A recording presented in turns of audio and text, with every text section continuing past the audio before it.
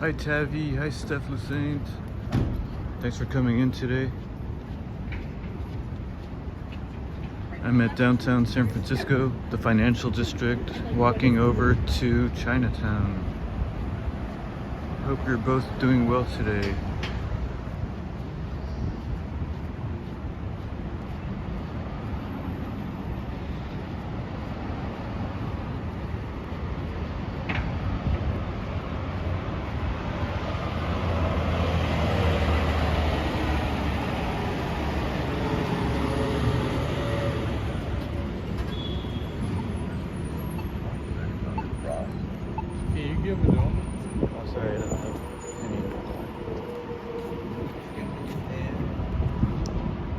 How are you both doing today?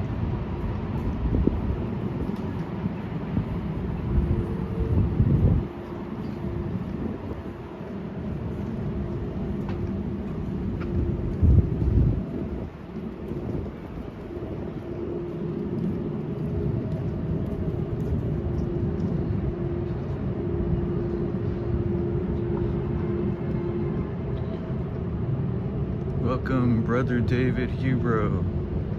Great to see you.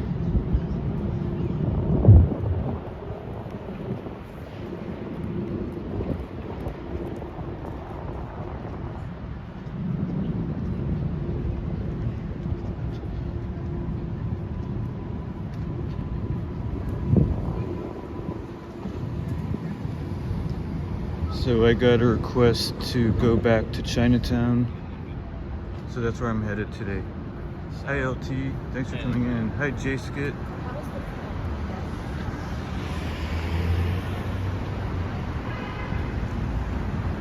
So this is Equinox Fitness, former home of the Pacific Stock Exchange. I'll cross the street for a better view.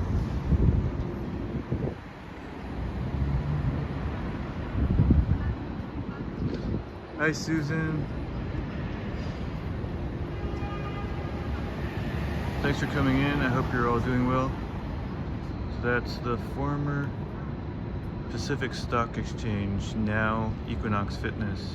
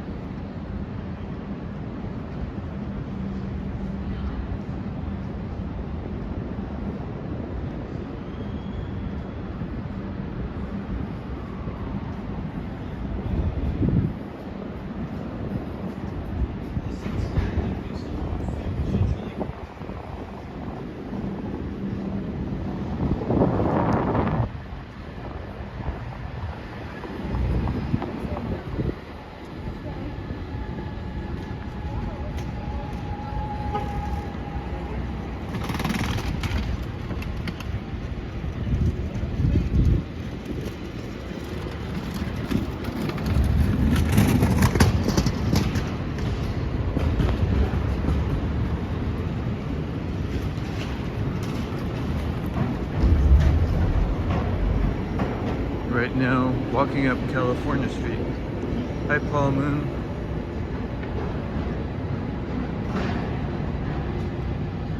Greetings to Paul and Liz.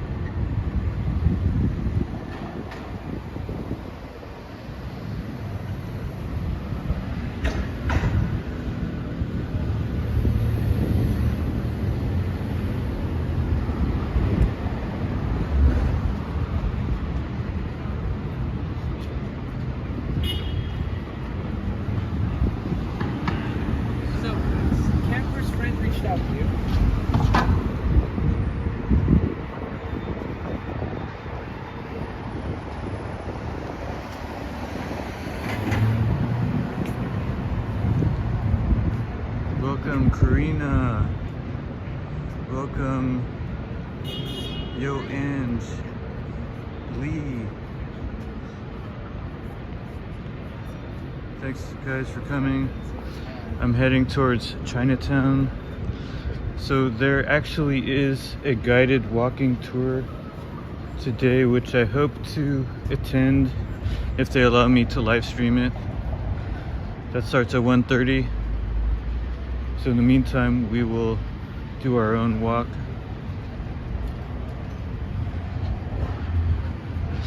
And we are approaching Chinatown right now. Hello, check out the Rileys. Thanks for coming in. Interesting. Yo, Ange. Yeah, segways, motorized skateboards, and all kinds of motorized personal vehicles are very common here. Well, we had to, we talked about.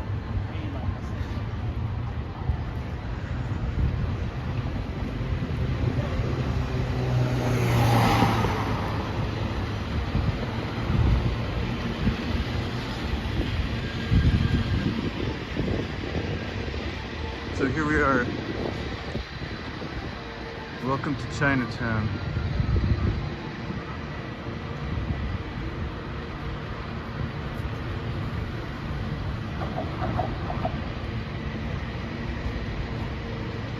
Hey, Dougie Doug.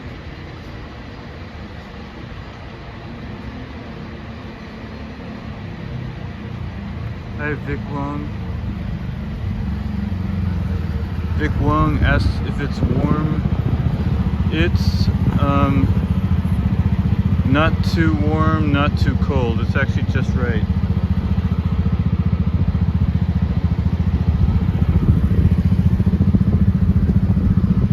So let's head this way.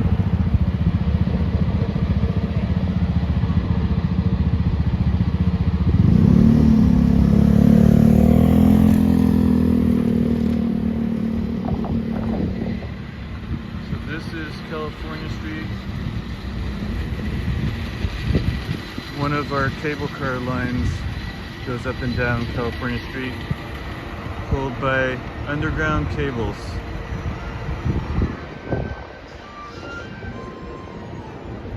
Hey Pat Dammit, good to see you.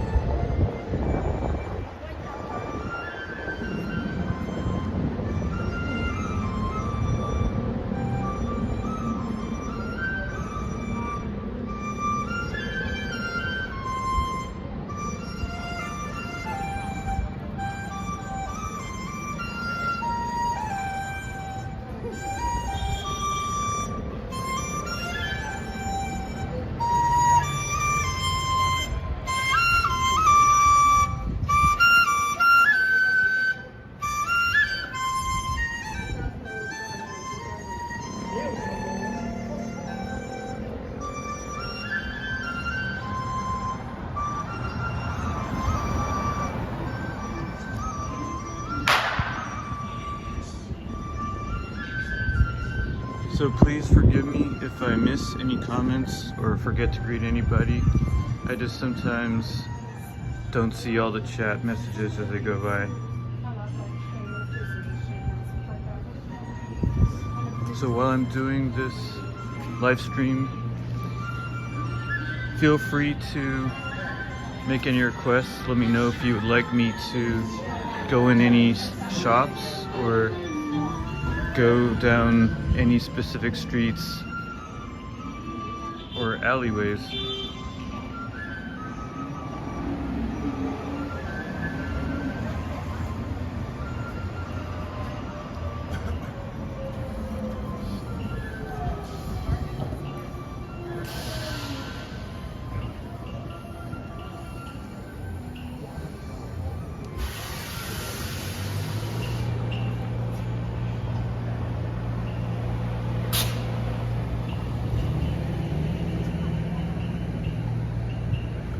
Yes, Lee, I agree. Very peaceful sound of the flute.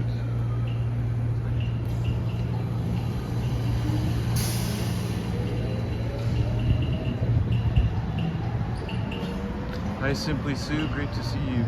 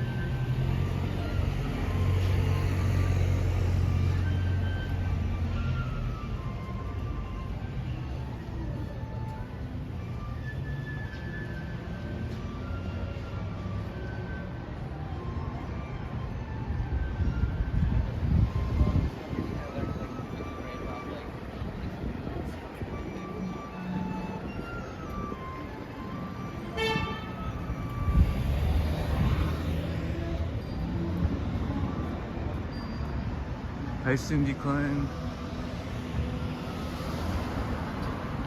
Thanks for coming in.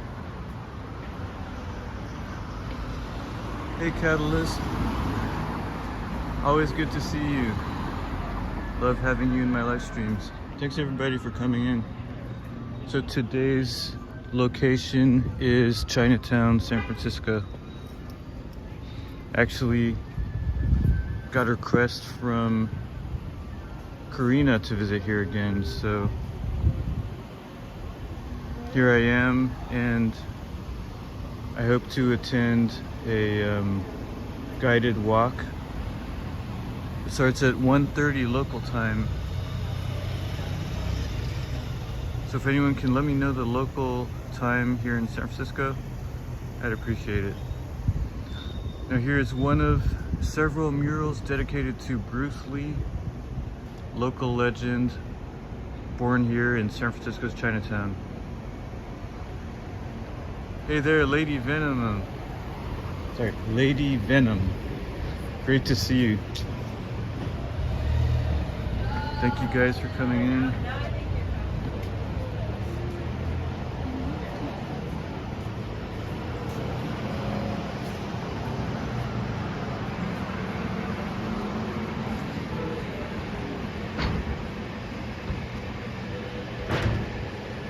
Okay, no worries, Lady Venom. Someone please let Lady Venom know that closed captioning should be working. So anyone who wants to use closed captioning is welcome to do so, although it's not perfect.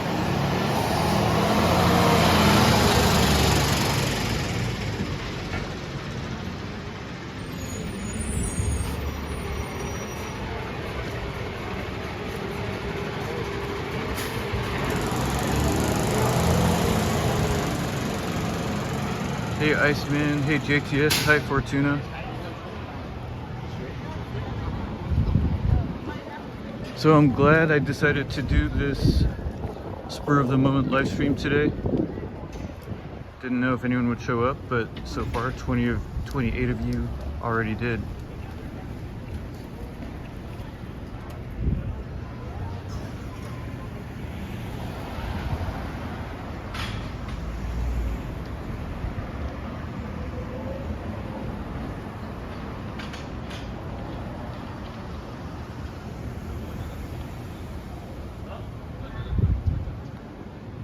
Hi Tracy Ellison.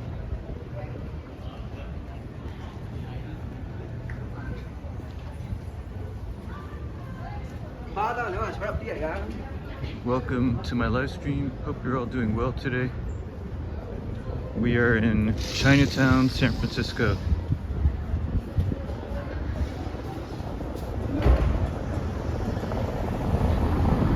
Welcome, Mr. Terry B. Oh, wonderful. Thank you, Simply Sue.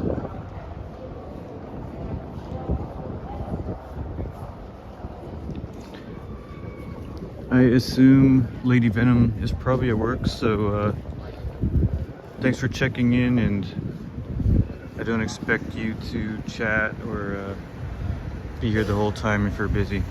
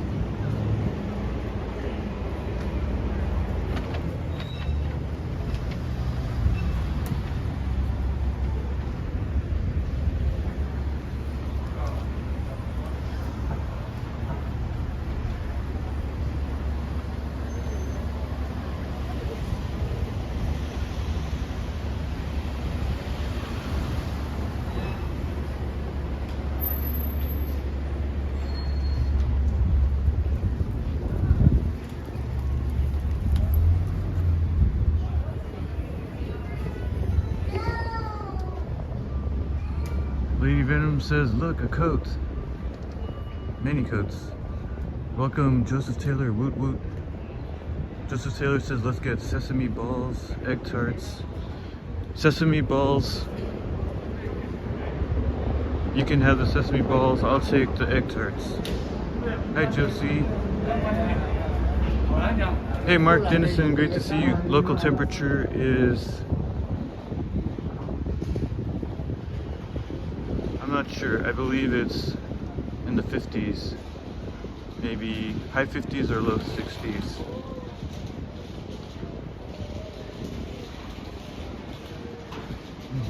You are funny, Lady Venom. Thank you, Lee. Lee says it's 61 degrees Fahrenheit. A wonderful Karina. Karina's almost done with the Thanksgiving baking.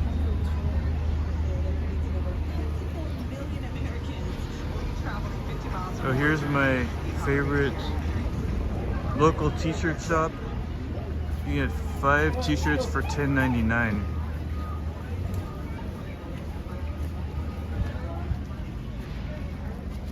Including Golden State Warriors and many really nice t-shirts actually. I have plenty of t-shirts though, so I won't buy any today.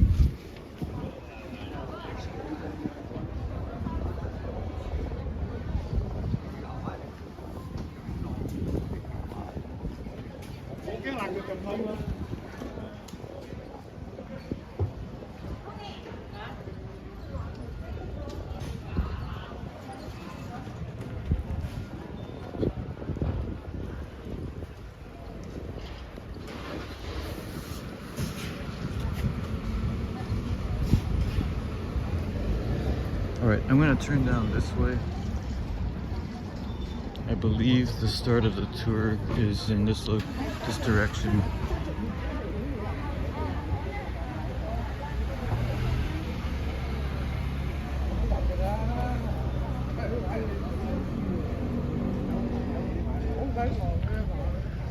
So these buildings above the shops, as well as these buildings right in front of me, are what are referred to as SROs, or single room occupancies. So they are very tight living quarters. Thousands of people live there.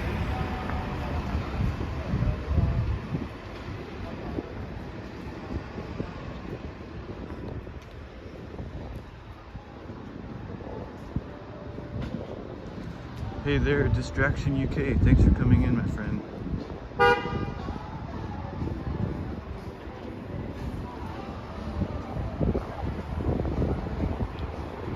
Welcome, 39 viewers. Thanks for coming in.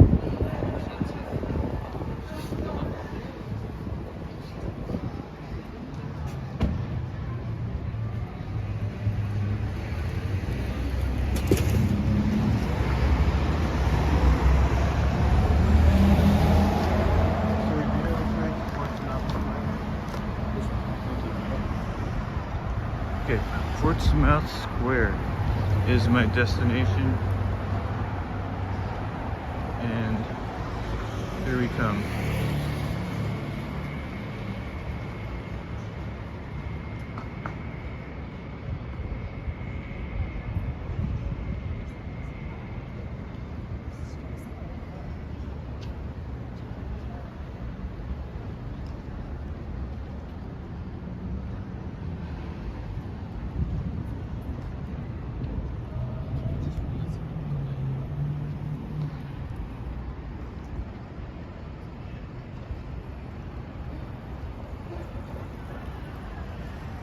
Alright, welcome back, Karina.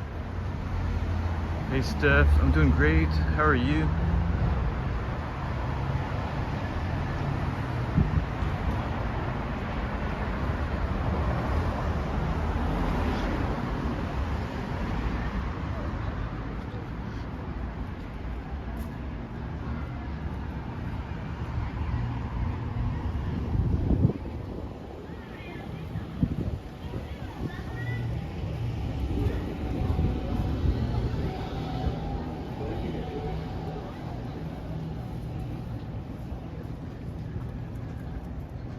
Hey there, Natasha.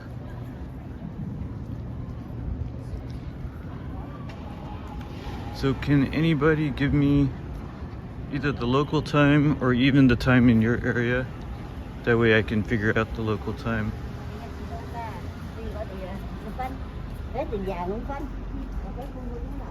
That's a good question, Mark. Mark says, why is it always sunny when I'm live streaming? I think it's just that I like to live stream when it is sunny. It just makes for good live streaming conditions.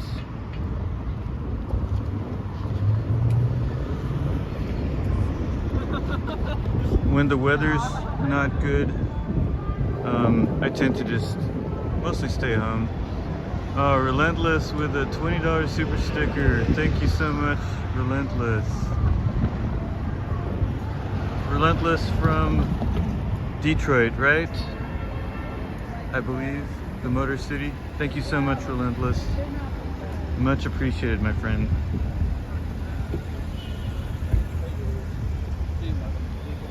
I think Sue's leaving. Take care, Sue. Thanks for coming in.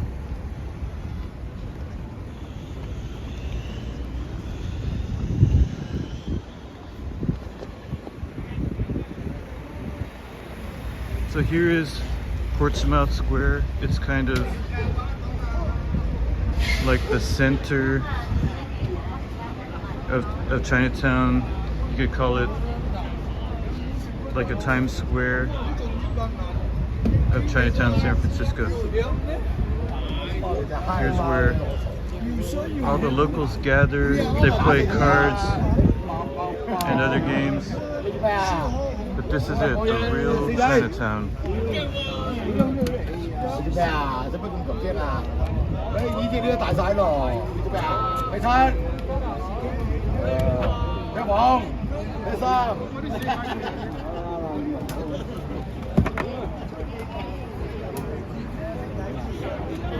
Welcome, Wolf Wolf. JL Brasswool, thanks guys for coming in.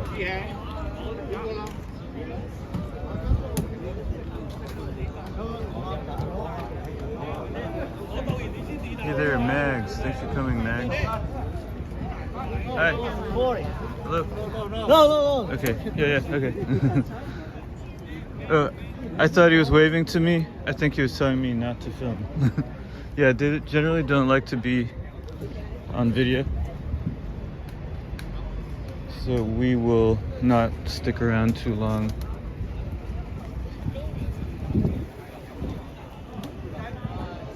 But we'll get this view from up here. Hey, thanks again, Relentless. Much appreciated.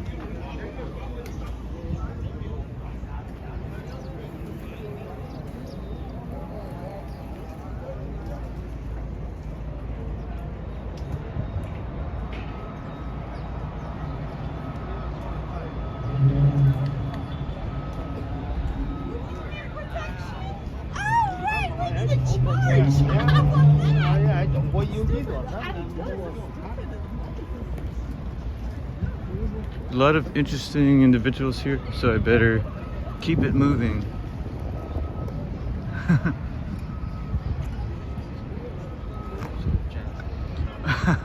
That's funny, JTS.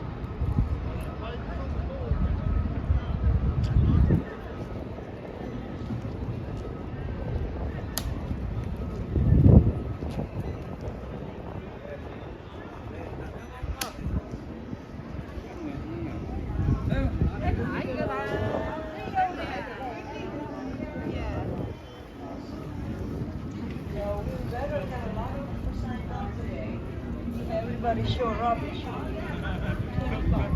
Are Right. you in for the Chinatown tour? I'm not signed up, but if you have space, I'd love to Of join. course, yeah. Where are you from?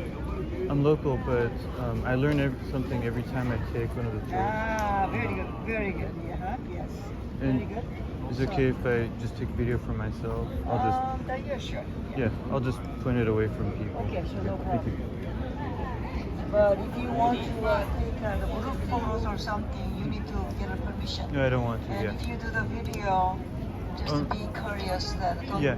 take picture of the picture's face and anything like that. Of course, yeah. Thank you. Welcome. Thank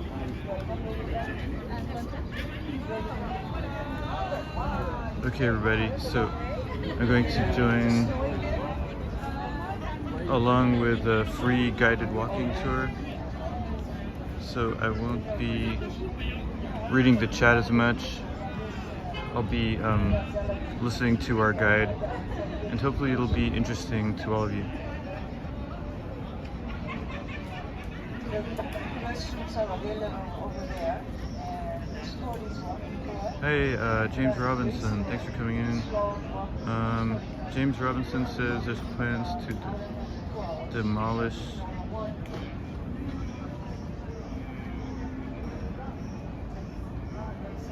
I missed the chat, but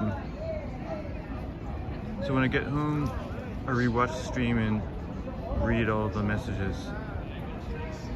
To demolish the right, yes, I did hear about that.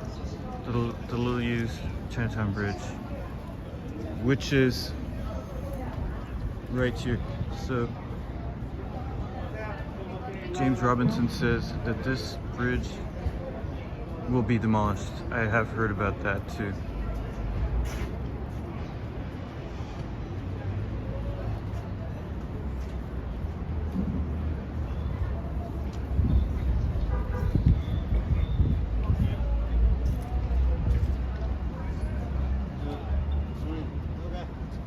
So JTS, I'll be attending a walking tour, a guided tour. So the guide will give us some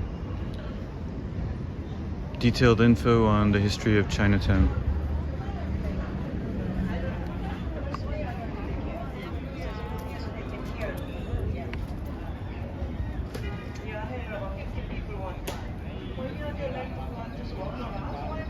Hello, Siberian Gal Pal. Thanks for coming in, Gal Pal.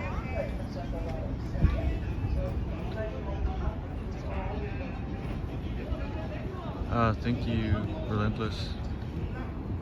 We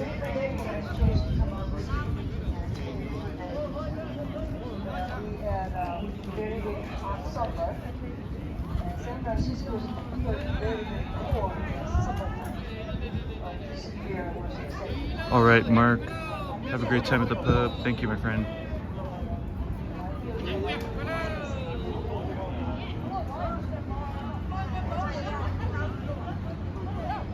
That's all you enjoy too, right?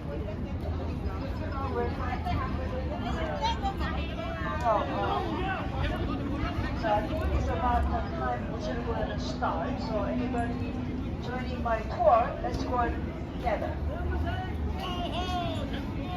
You're good. Okay.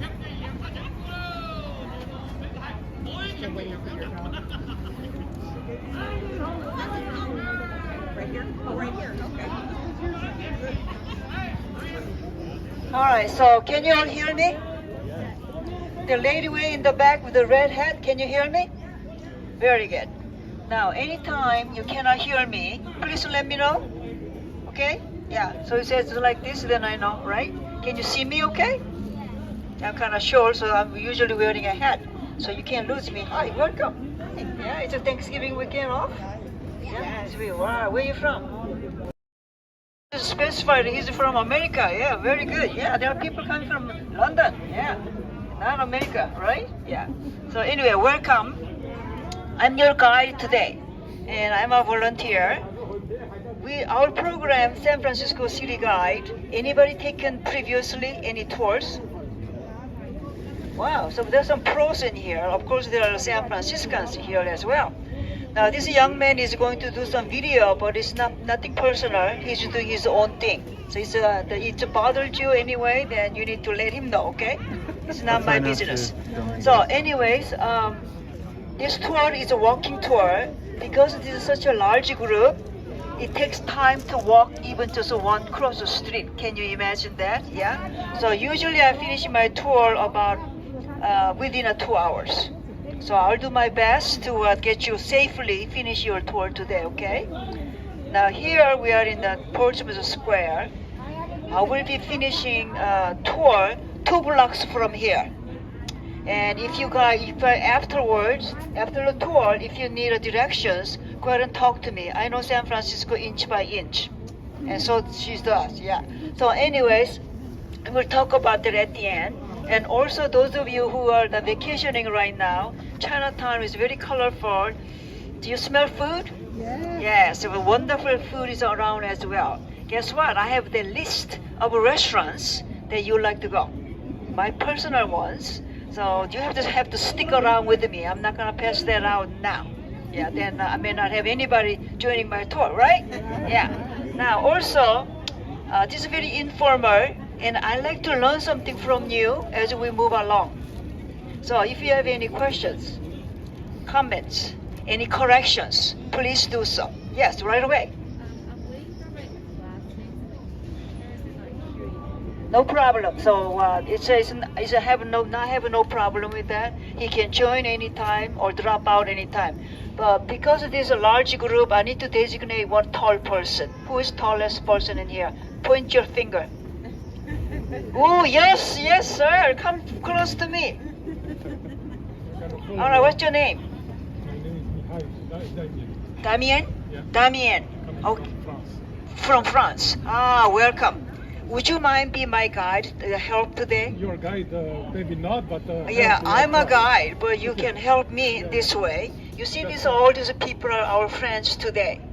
Now I have to navigate all these people crossing streets each time, Very good. and I want you to be the last person. Very good. So I know when I see you that everybody crosses safely. Is that okay? It's perfect. Damien. Yeah. Okay. Large applause for Damien. Thank you, Yay! Damien. So, your job is to behind me and in front of him. Okay? Yeah, so we'll have an awesome time today. Now, some of you already, yes. Okay. So let me finish my introduction first, okay? So anyways, our organization is called San Francisco City Guide, and it is a public library program, San Francisco Public Library Program. So there are about 300 of us like myself with a red jacket. We go all around San Francisco, give tours. But we are volunteers. We do not take tips, we do not take any money. However, because it is a non-profit organization, we need your help. We have about 40,000 walkers every single year. And there are 2 employees, we have to pay their salaries, and also we have to maintain our website. It costs money. And it is totally non-profit organization. We have sponsors. We have San Francisco the grants, we have small grants, and also organizations like Wells Fargo History and JEC Foundation. So we have a little bit of a donation, corporate donations, but 80% of our cost is coming from workers like you. So at the end, then I'll give you opportunity to make a donation. So we'll talk about that later. So now let's talk about Chinatown. This particular Chinatown is the oldest one outside of mainland China. It began all the way back in Gold Rush. That will be in 1850s. So my tour is, I'm not taking you to do shopping today. It's not a souvenir shopping. Rather, you're gonna learn these people here, what are they doing? And why are they still here in America? They're all Chinese. They're from Canton Chinese. So this particular square is called Portsmouth Square. Now the gentleman asked me, what are they playing? It is called Big Two game. So you start with the number of cards, you ended up with 2 cards. So that card determines the winner. And I haven't figured out what is the highest or lowest. My guess is the lowest. Yeah, so this is, you have to keep discarding your cards, the largest number, you know. So this is it's called. So now if you want to join, you may join. Now, story about Chinatown is very interesting. Our Chinatown is very densely populated. There are about 40,000 folks living in these 12 square blocks. Do you imagine that? 12 blocks. And these folks here you see around this Portsmouth Square today, they live in a small room called single room occupancy. Where as we move along, I will show you where they live. In their room is set up just like a dormitory. One long hall, 1 bedroom, and 1 kitchen. That means that there is no living room to socialize. This is their living room. So Portsmouth Square in San Francisco is known for living room of Chinatown. And you are welcome to join the game. Yeah, they're pretty serious. You have to bring your money. Yeah, and then you sit down and just join and play. So you are welcome to do that. And on the weekends, this is just very, very busy place. They Tai Chis and all sorts of dancing and meditation and all sorts of things happening here, Portsmouth Square. But origin of these people, originally they are from China.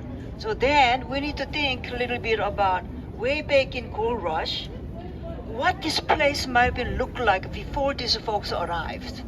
Anybody have any imagination what this area might be look like in 1840s? Say, anybody? What did you say? I said mud. Mud. Yeah, that's a very good guess. It's a waterfront. Ah. So where the arrow is, that's where we're standing. And you see the water? Yeah. And this area used to call Yerba Buena. In fact, there was no San Francisco. It was a Yerba Buena. During 1840s, this where you're standing, this belonged to Mexico. Mexican flag was right there flying. And this was during Mexican-American War. During that time, 1846, United States Navy ship called Portsmouth. Captain of the we have a Montgomery Street right there behind the tall building. He brought his big United States Navy ship called Portsmouth. He anchored it at the bottom there with a 70 armed men and marched all the way up here, pulled down the Mexican flag down. Wow. Before that time, this area, there were only a few hundred people used to live. If you look at this picture, it's a sleepy little town. Yeah? 1 or 2 ships maybe pass by, and suddenly that American flag went up, and it thus becomes American territory. So, Yerba Buena was their name of town. This was their main square. But then, now it became a Mexican territory. Year later, 1847, we changed the name to San Francisco. You are standing on birthplace of San Francisco. It all happened by United States Navy ship and John Montgomery. Yeah. So this is why we call this area Portsmouth Square. So that's how we started. And then something happened in 1848. They're about 100 miles away from here in American River. What did they find over there? Gold. Very good. Yeah. Gold was discovered. Before that time, gold was found, but they kept in their pocket did not announce they found the gold. Why would you do that? They kept it secret. But this time was different. 1847, the man named by Samuel Brennan. We have a Brennan Street, don't we? Yeah, right there. Sam Brennan is one of the founding fathers of San Francisco. He came 1847, this sleepy little town with 200 Mormons. He was a Mormon leader. He wanted to take up the space, this empty space, to create Mormon colony. When he arrived in here, that he heard that 1848, that gold was found up in the gold field. He had an idea to making money.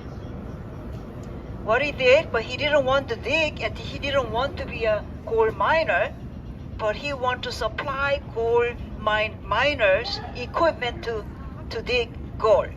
So in Sacramento, he opened a hardware store, and he bought entire equipment is needed for miners, shovels, pickers, and you name it.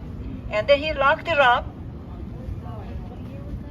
1840, that was in 1848 when gold was found. So he left that one, all they locked it up, and he came out this very square. And he started shaking the gold nuggets. Gold was found. Therefore, a year later, 1849, we started a gold rush. Gold rush brought 120,000 young men. 120,000. Yeah, they all had a fever now. They came from all over the world, from Mexico, Chile, Boston, New York, England, Russia, France, all over the world. They all want to come and get at that piece of gold nuggets.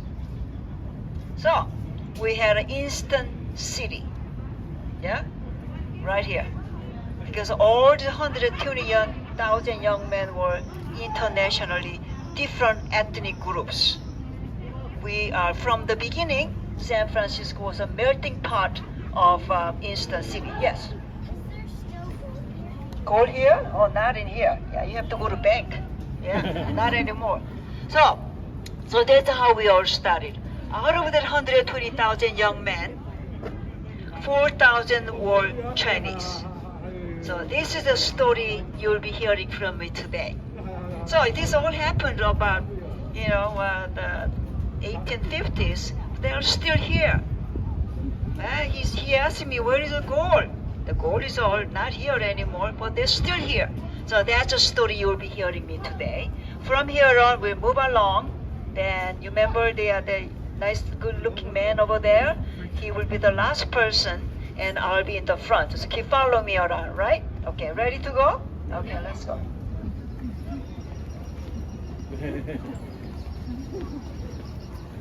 Hey everybody, hey Kevin. Welcome new members, new subscribers. So today's live stream is a little bit different. We're doing a guided walking tour of Chinatown, San Francisco. It's between 90 minutes to 2 hours. So I hope you enjoy the stream. It's something a little bit different than I usually do. I do other content as well, but I try to do something different today. Very well, yay! Very good. This particular statue is called Goddess of Liberty. 1989 in China, Beijing, China, in Tiananmen Square. Anybody remember that? Yeah? There were several thousand young students came out and made a statement, demonstration against the communism. So if you look at this picture, you see the white statue? That's the original one, about 30 feet tall. For that, we made a little copy of this. So it's a replica of that, yeah. So that was all about students, about several thousand students came out It was demonstrating against the communism. No freedom, right? So they want their freedom. For that, all these young people show up that day. They either die or they put away to prison. So for that, we have this memory of that young man who gave their lives fighting for the freedom. Yeah? Goddess of liberty. Yeah? Let's move on to this way.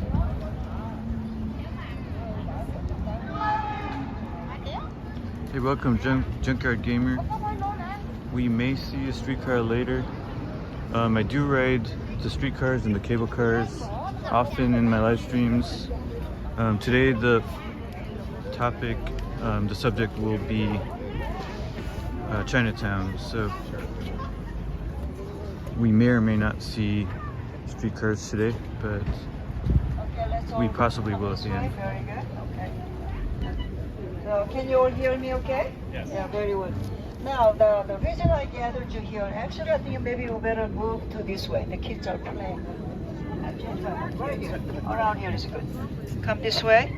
So whenever I gather you, trying to face me, so then I know that you are all okay and you can hear me. But you can sit down, sir. There's no problem as long as you can hear me. You can sit or you can lie down, whatever you have to do. But it's just make sure you see me, right? Yeah. Now, I gathered you here today because I want to explain why these 4,000 young men decide to come to San Francisco besides finding a goal. Well, you know, I'm an immigrant. I'm from South Korea. And really, people want to leave their hometown. There's a reason why they want to leave, right? I left for the better life after the Korean War. And the same thing is happening in China during that time. 1840 to 1860s, people were dying with a famine in China. There are a lot of civil wars and natural disasters and so on and so forth.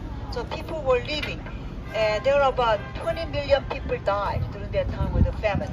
In other words, one particular area these folks are coming from, they are from Guangdong province. It's south of China. So this is a map of China. Yeah. So if you look at the bottom portion of where my finger is, you see this little arrow sign. Yeah. And around there is Guangdong province. Guangdong province was very, very poor. Well, it was poor all around because under Qing dynasty during that time, the Qing dynasty was crumbling because the Qing dynasty was the last emperor in China, right? So they ended in early 1900s, so it was crumbling during that time. A lot of civil wars and natural disasters and so on and so forth.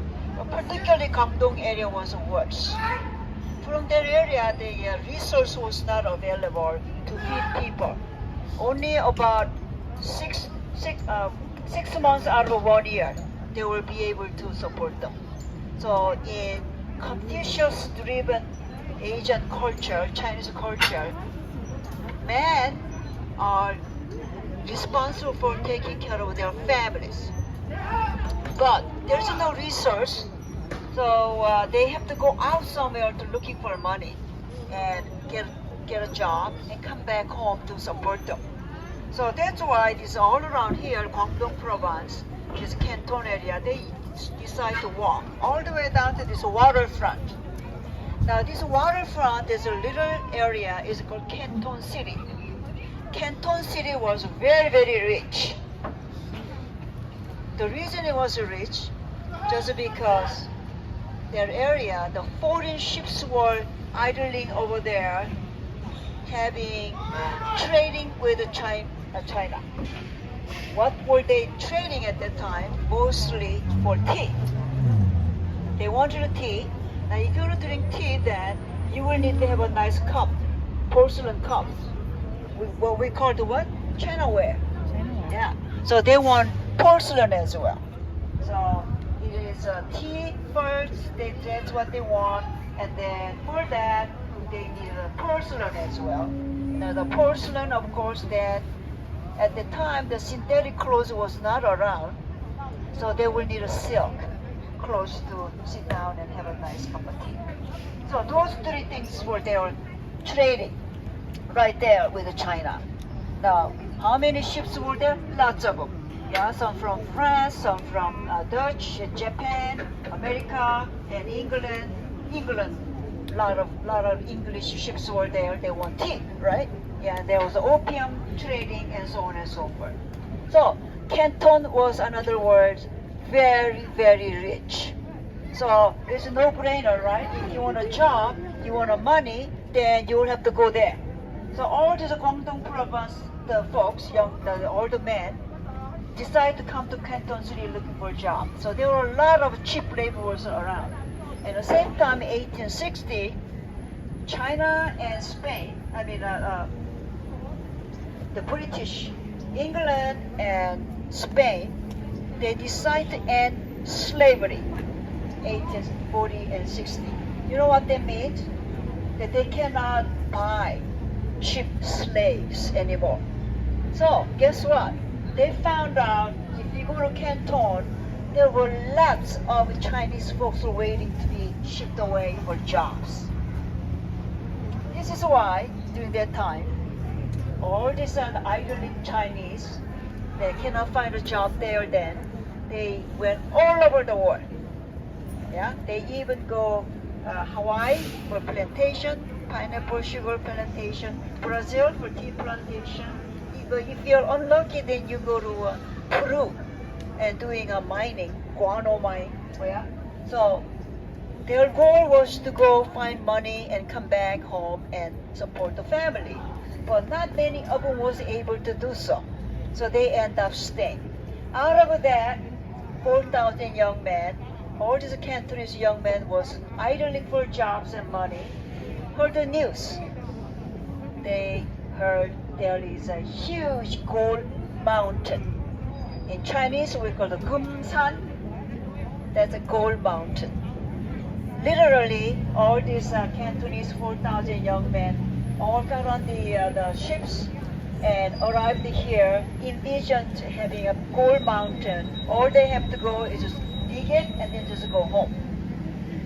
So that was the first migration of these Chinese folks you see today.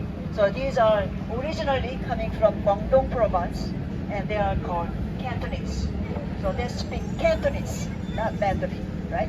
Yeah. So that's the origin of the story of Chinese folks are still here. So now we're moving on to another location. We'll tell you some different story.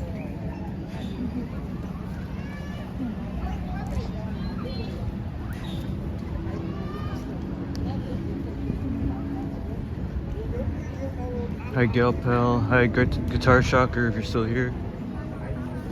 Hey Kevin, thanks all for joining me on this tour of Chinatown, San Francisco.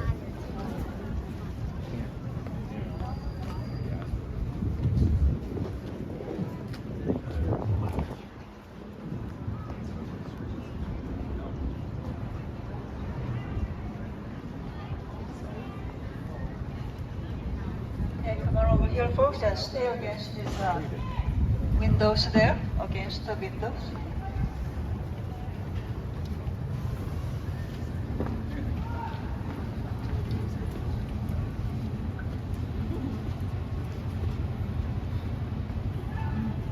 Yeah, I see our good-looking man. The mayor is here, so I know everybody's safely crossed.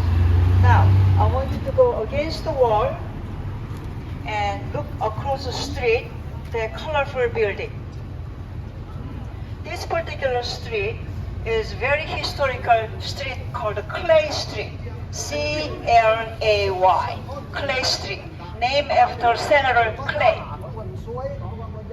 When California was very rich with gold now, 1849, gold rush began. Now we call this area San Francisco, and so rich that Senator Clay was able to work very hard to make California 31st state of the United States. That happened in 1850. That's why we honor him for that. And another reason this Clay Street is very, very important and historical is 1873. This was the very first street cable car ran. 1873, before that time, all the wealthy people did not live up there because they did not walk up. So only poor workers, they stayed up there in Napier, Telegraph Hill, Russian Hill. All the wealthy people stayed downtown. They didn't want to walk up there because they had to ride horses all the way up and down. When Mr. Holliday, Andrew Holliday, came up with this invention, cable car, right? Then things changed. The wealthy people even bought their own cable cars. Guess what? They want to go all the way up to the hill for the better, beautiful view. So they kicked all the workers down to downtown. So this is why Chinatown is right here. Yeah.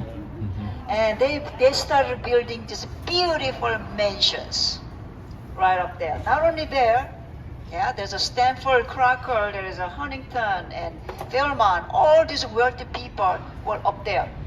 This is what we call the Napier, N-O-B. They're coming from snub. Snub Hill is known as a snub hill. So all the Napier is snubs were up there, kicked all the poor working people to downtown. And another thing was the very important street was 1906. We had an earthquake, very strong one. When that happened in April 18, it was 5:12 a.m. and most people were in bed. 1906, electricity was not common. How do we cook at that time? Was using gas stove. When earth shook so strong for a long time that it shook all the buildings and toppled down and also broke the water line. All the water lines and also gas pipes. So this is not a good combination. And it was a windy day. They couldn't contain the water, a fire. Someone was cooking at the Sansom Street and this clay street right there. They couldn't put out the fire because there was no water line open. And also gas line is open, so they just keep burning. Just imagine for 3 solid days, burned. Yeah, it's like an inferno. So this is the picture, this particular street, and it was windy. So the wind was blowing so hard, all the way up there. Yeah, so it destroyed 95% of San Francisco. It's a fire. So right there for 3 days. And this is what it looked like afterwards. Flat down. So do you see Chinatown here? You don't see it. Yeah, it's all level down. It was just a flat down, right? Yeah, like this. And interesting happened at that time, early 1900s. San Francisco officials saying that they like to move this Chinatown to someplace else. Why? Because there was such a bad news coming out of this Chinatown. It's a lot of disease, plagues, and also opium dens, prostitution, and all sorts of bad news. Underground opium dens, and so bad that, and also this Chinatown, if you look at this location, it is the most valuable land in San Francisco. Napier, financial district. Right in the middle, it was such an eyesore. At the time, it was dirty, it was a ghetto. So San Francisco city planners wanted to move Chinatown somewhere else for a long time. When whole city burned for 3 days, what a good opportunity. Let's go ahead and move them to somewhere out of sight. Well, not so fast. The land was mostly held by white landlords. But you look around, these are merchants. They're all Chinese. They couldn't kick them out because the merchants refused to move. They said if you are going to move us, we'll take a whole Chinatown to Oakland. So what does that mean? There's no Chinatown in San Francisco. Money, honey. Yeah? The tourist brings money. Well, guess what? More bad news goes out, we brought more people in. They are dying to come and see all these little opium dens and prostitution and good food and so on and so forth. So, merchants won the case.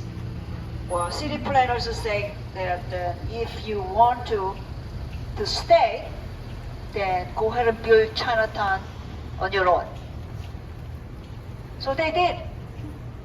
Tenants here, all Chinese merchants start paying rent out of robbers. Yeah, so nothing there, but they pay the rent. So they have no reason to kick them out. So they built their Chinatown on their own within 2 years.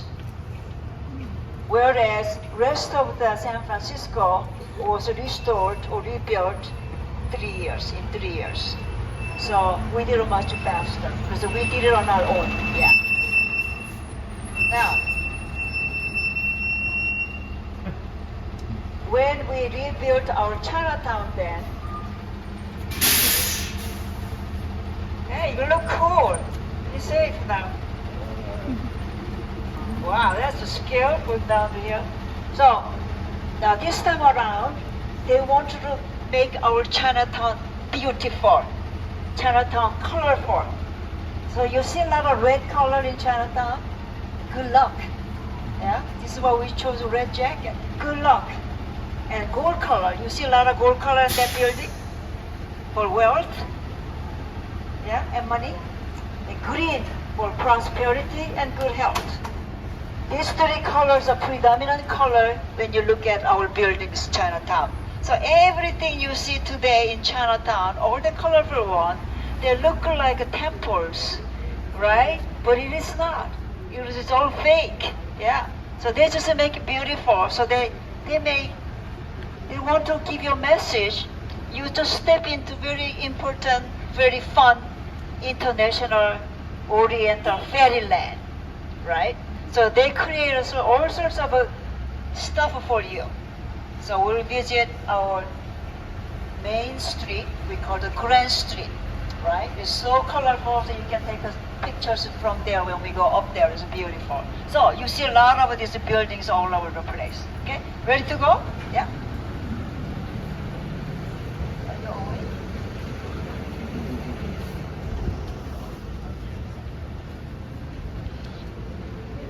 Hey everybody, hope you are enjoying the guided tour today. Welcome City Show, Chef Sketty, Christian Hansen, and everybody in the chat.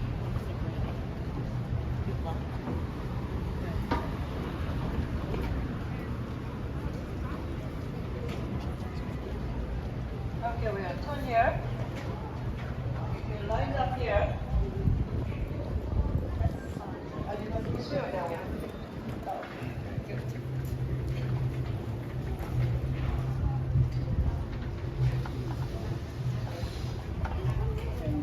All right. Now, this street here, there he is. This street is called the Grand Street. Grant, as you see, named after President Grant. Here, look around that way. You're gonna step forward, but don't go into when car is coming. You see the beautiful buildings on the right? Right? Beautiful. That is all, like I said, when we rebuilt our Chinatown after 1906, they decided to make this beautiful, colorful lanterns and all these buildings. Just awesome, right? After the tour, if you like, take this Grand Street all the way down to the end. Then you will see the gate, Chinatown gate. It's very colorful, it's so beautiful. Go down that way, yeah? And if you go from here to this way straight down, then you're running into North Beach. So if you don't like what you see here, that you can go have a spaghetti. And here is all about Chinatown. It's It's a noodles and soup, wonton soup, and dim sum. Yeah. So there it is, so beautiful. The mural is beautiful, all the facades. And lanterns all hung. And also something very new for you. Just a couple of weeks ago, these lanterns are red, but if you go 2 more blocks from California to Sacramento to California, the lantern's not red. It's a black and white. The brand new one. But it's not the lantern to show off the color.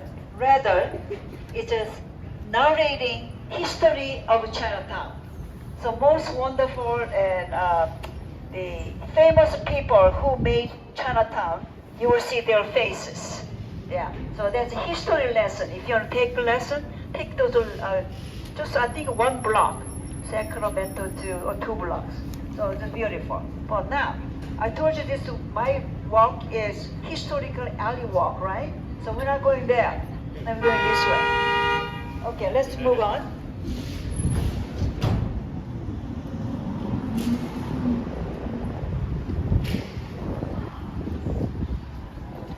Are you still on? Yeah. Are you? I'm okay. I mean, I'm on the best. fine. I could Yeah. Where are you from? here. Okay. Originally, I live in Alabama. There's no bad weather in San Francisco. You know, you just have to dress properly. Yes. Right.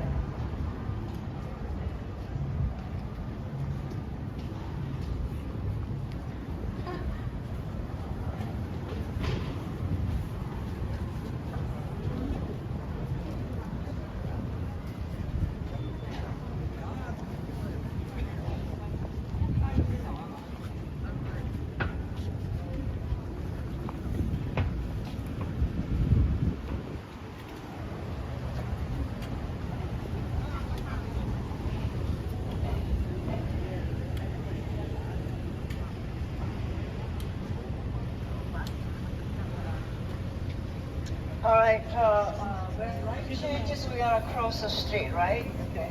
I'm waiting. Okay, it's green. This way.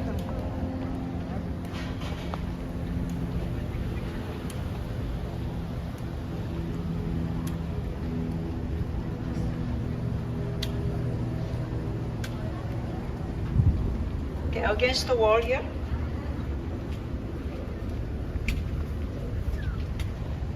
Against the wall, you were looking at across the street that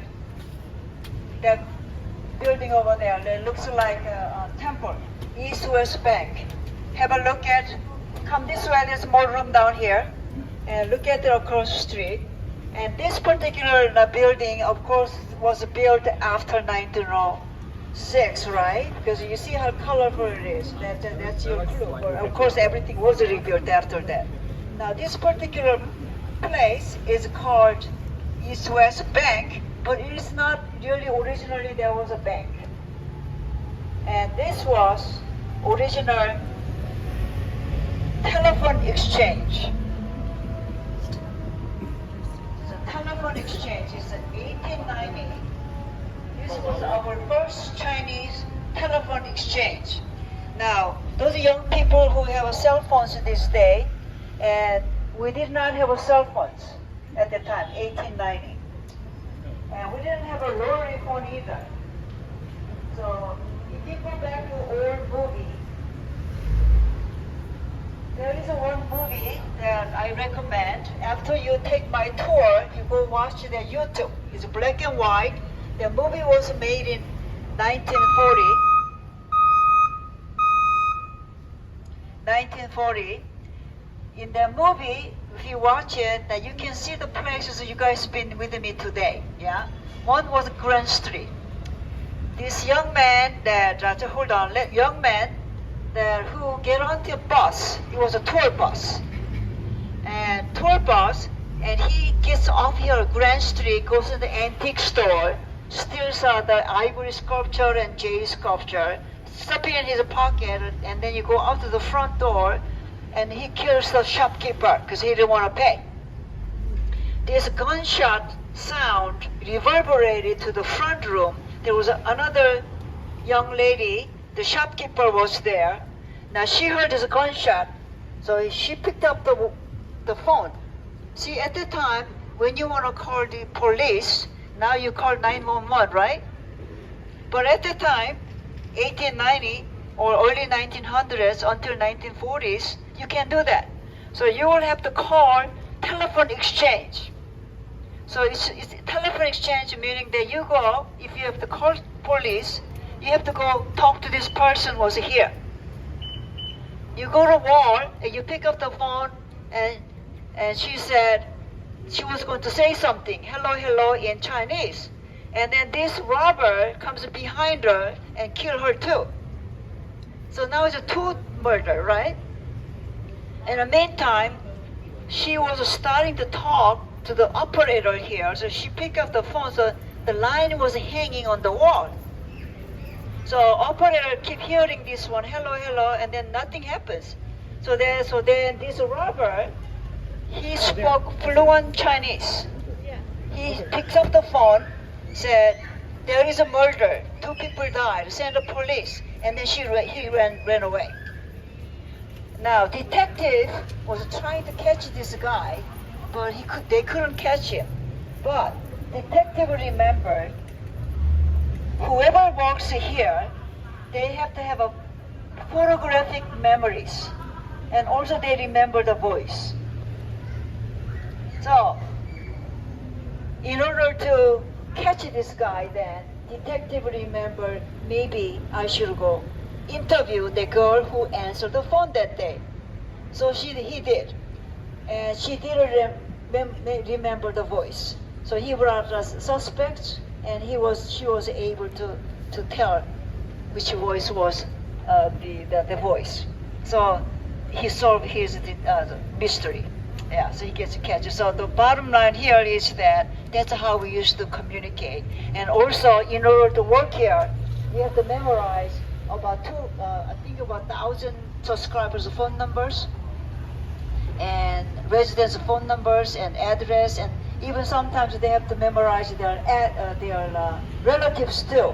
Because the people got older and they couldn't remember the numbers, then they would call here and said, connect me to Uncle Chen. Yeah. So that's the telephone exchange for you. Yeah. So this is how we used to communicate. Okay, there are 2 questions here.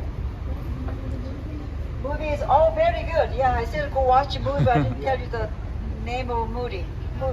It's called Chinatown at Midnight. You got that? Chinatown at Midnight, yes. I'm sorry?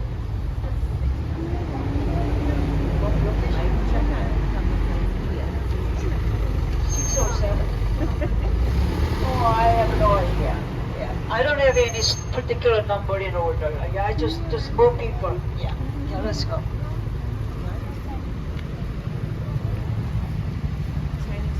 All They right. welcome Are you okay? Yeah. Fatty Lumpkin and You Steph okay? Sells Stuff. Thanks for joining this tour of Chinatown today.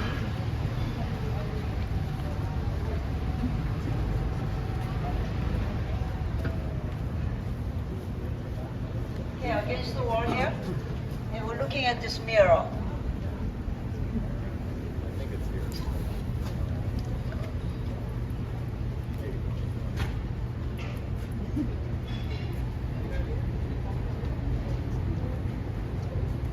All right, I see my man there. Very good. Come closer here and look at this little beautiful, colorful mirror. Yep, that's the end, right? Okay. I told you there were 40,000 people live in Chinatown right now in 12 square blocks. Now, we just left a very busy main drag. From here on, several blocks, I'm going to take you where Chinese people live. And this is where you see the activities going on, right? So this is the very first alley. There are about 40 alleys in Chinatown. And this is a map of Chinatown. The blue line, that's all the alleys, right? Some of these blue lines are already covering, right? So you have to pretend today you are alley cats. Yeah, so we'll be crawling alleys. This is why we have the mirror is behind us to guiding us, right? Now, this particular alley is known as Wentworth. You see there on the corner? Wentworth. It's called, this alley is called the Fish Drying Alley. Fish Drying Alley. The meaning that the Chinese young men, first when they arrived from China, the 4,000 young men, I told you they left their hometown for better lives and looking for gold. And they arrived in San Francisco Harbor looking for the gold mountain. There wasn't any gold mountain. So they had to walk all the way 100 miles to the gold field. By the time they got there, they were not welcomed. They said, this is American territory. Only Americans are allowed to dig the gold. But if you want, then you will have to pay tax. It's called the miner's tax, M-I-N-E-R, miner's tax. It was started with $6 per month, and then by the time Chinese got there, then they wanted $3 per month. By the way, you see the car coming from there? Yeah, so we have to share this road with the pedestrians. So when you see the car I'm standing here, you're gonna let me know, right? Yeah, so I don't want to have a rundown feeling. Also, you want to know where the best restaurants are too, right? So I cannot get killed. So please let me know, right? Yeah, I think it stops. I think it'll be good. So by the time they got there, so that was the problem. So 90% of Chinese folks could not stay. So they decided to walk, looking for a job. But you remember these Cantonese, they come from Guangdong province. They're so used to walking. Because remember that they have to go all the way down to the harbor looking for a job, and they came here and now they have to walk again. So they kept walking and walking, and come to Bay Area, for example, and they found Bay Area was surrounded with water. What lives underwater? What's underwater in the ocean? Sand, yeah? Yeah. Something moving around? Yeah. Fish. Fish. They found out all these the wonderful shrimp, sardines, and herrings, and octopus, and clams, so on and so forth. By and large, American people don't eat that kind of stuff. So they became first fishermen. And in order to preserve fish then, at the time, there was no refrigerator, right? If you cannot consume all of it at one time, then you will have to preserve it. They brought it in this alley like this, and they start drying the fish. So this Wentworth is known as fishing drying alley, right? So there's a car coming. Right. So you see it? There's a man standing there drying fish. Right? So first you have to salt them for preservation, right? Salt. They salt them first, and then you dry them. Oh, thank you very much. So this alley is known for salt drying fish. Not only that, the Chinese Cantonese found out that 120 young men who came for gold, while only 20% were successful. So 80% of these young men, 100 out of 120, they came all to San Francisco looking for food and jobs. This is when all the restaurants are opened and all the saloons or prostitution or gambling began because they didn't have money to survive. So gambling was a big thing, right? So this area was wild at that time. And also the Chinese young men found out that these young men who came did not know how to take care of themselves. So they have to help them out by opening the laundries and barber shops, and they became an excellent cook as well. And not only they are the fishermen, they also knew how to grow vegetables fast. So for example, the American fruits and the vegetables takes a long time to grow. Like I have a garden the broccoli takes a few months to grow.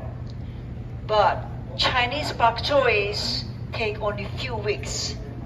So younger the better, tender. I'm gonna take you to the market today. Yeah, so you can see the all the. Would you wait until I finish, please? Yeah. And so they know how to do that. So what did they do? Then they did open the Chinese restaurant. Very first one, 1849. They opened the Chinese restaurant. Very first one. Yeah. So now there are over 40,000 people. 40,000 restaurants, Chinese restaurants all over the. Thank you very much. Chinese restaurants all over the United States. That's a combination of all McDonald's and Kentucky Fried Chickens and Taco Bells all together. So Chinese restaurants are very popular, and that was a beginning from here. Yeah. So wonderful stories about food. Now before I leave here, about this little mirror. Way back when you came in here, I came to San Francisco in the 1970s, and it wasn't like this. Pretty. You should look at alleys are all colorful and beautiful. About 10 years ago or so, the Chinese community, they created a program, the youth program. So the youngsters come out now, and they clean out the alleys. They're painting. Yeah. So look at behind you. There's a painting, alleys are there. They remove all the graffitis, and then they are using all this beautiful paint. Now, that particular piece is a very significant piece. It was installed during high holiday of the Chinese holidays. The biggest one is harvest season, right? We call the Moon Festival. So this particular is a representation of moon. You see the high moon? Yeah. It is called Dragon Chasing Moonlight. It was installed in Moon Festival. Now, do you see the shape of dragons around? Yeah? Yeah. So dragon chasing moonlight.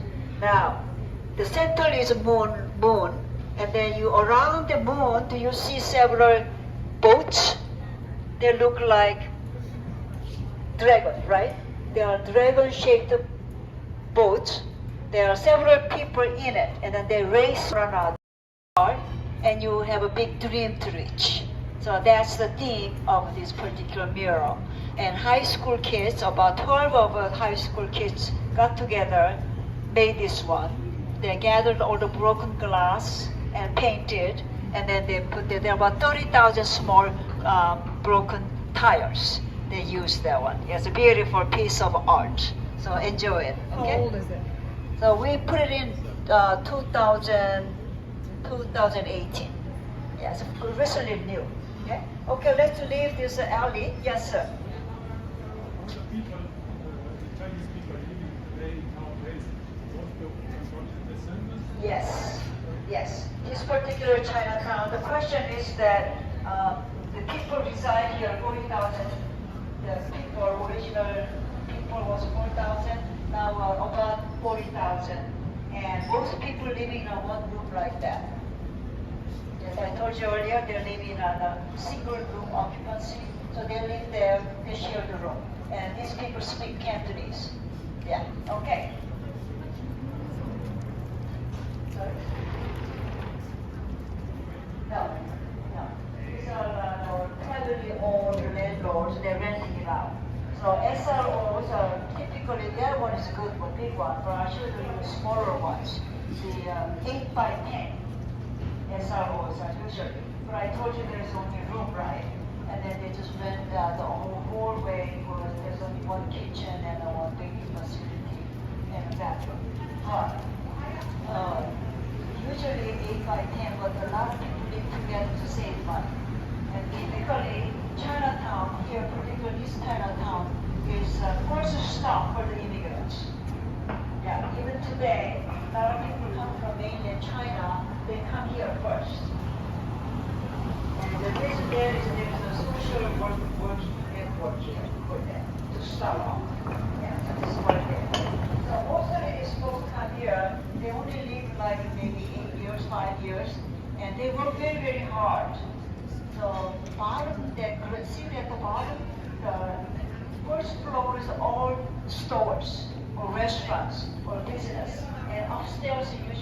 SR people, and also temples, and also social workers.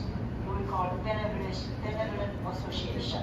So I'll point those things out where you move about, okay? Now next alley is kind of narrower than this, so we're gonna go together, right? Ready?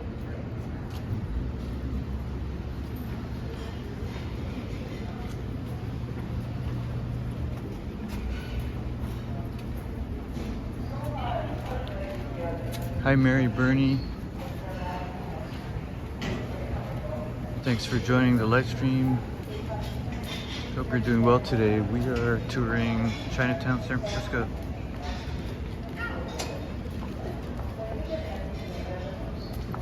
Hello also to Phoenix Arise and anyone else I may have missed.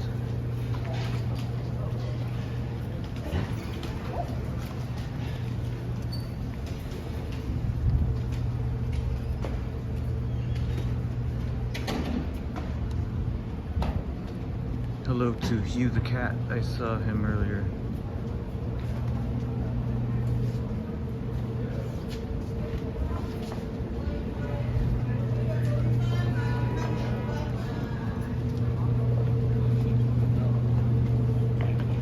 Yeah, we're gonna just stop here a bit.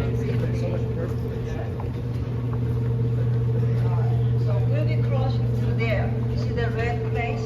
Yeah, there's a bar. We're not going to the bar, but we're going into that. Oh, we can do it after. Yeah, to go over there. Now, anytime that I will be crossing like this, I will stand there. I will block the car for you, okay? So you need to pass me and then wait for me underneath the red. Now, before we go there, that alley, just look around all around here. So these are upstairs are all SROs. You see that? The laundries are hanging out. Yeah. And there are a lot of restaurants on the front store. And this street is a Pacific street. Pacific. So we are just 1 block, 2 blocks away from main square we just started tour from.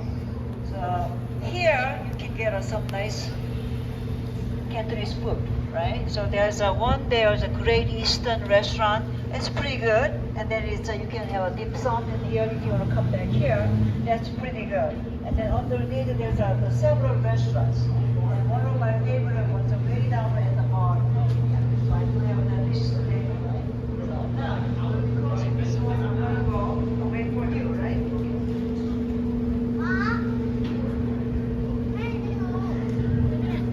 So Joseph asks, why are the stores closed? Actually, this is an alleyway, so the stores most of them are open. Just this is an alley.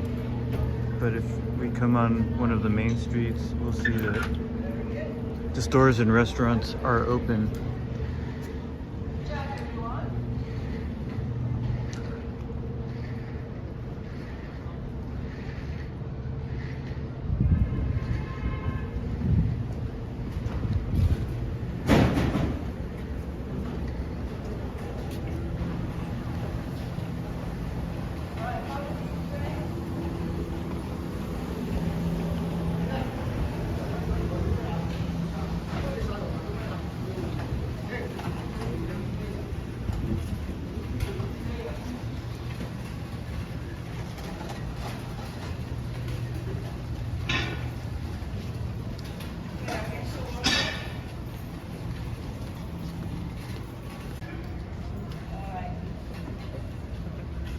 We're standing in front of a temple. You can see that? The Masu temple. Yeah. During pandemic, they're not allowing us to come in as a group anymore. But Masu temple started way back in the 19th century. Huge followers. It is a combination of Buddhism and Taoism. When original immigrants, the 4,000 young men who came looking for gold, they brought their distinctive cultures with them. One is worship of ancestors. It's pretty big in Asia. Yeah? When holidays or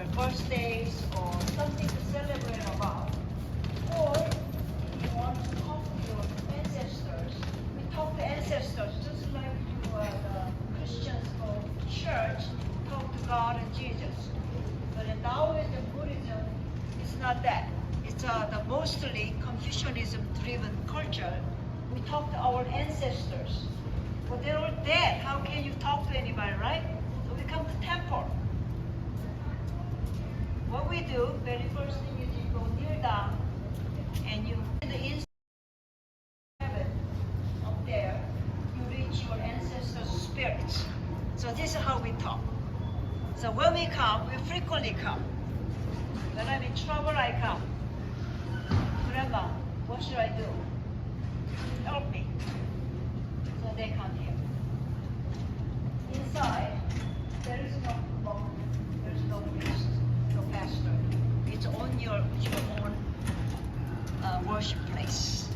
So you go down and just pray. And we bring food on holidays. Orange, yeah, it's a unity. Apple for peace, and things like that. So before we leave, you can kind of go in and take a little picture with your right through it, and that's what you see.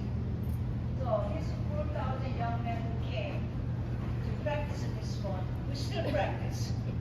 And there are lots and lots of temples. So if you look over there, the building over there, now that's not SRO. It's a fancy looking building like that. It's either can be temples or it may be benevolent association, meaning that they act like social workers. And like I said, this Chinatown is typically first place for Chinese immigrants to stop to get established because they have a connections right here and they speak their own language. Yeah. So this is the story. Now, 1860 comes along, and the surface gold was sort of ran out. But then something else happened.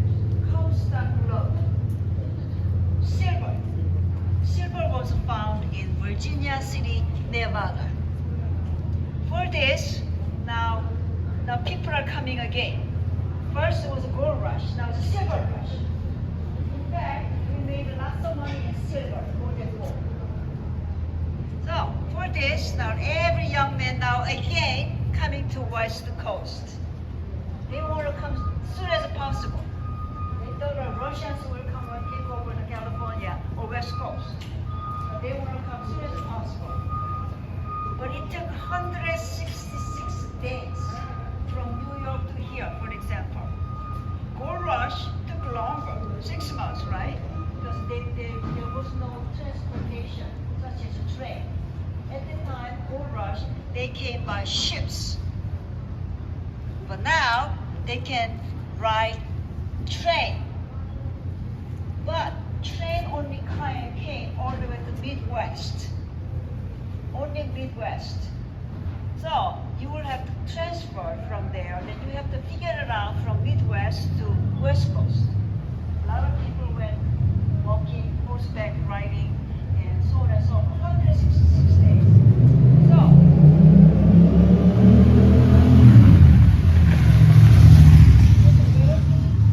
people, if I mention, you know their names.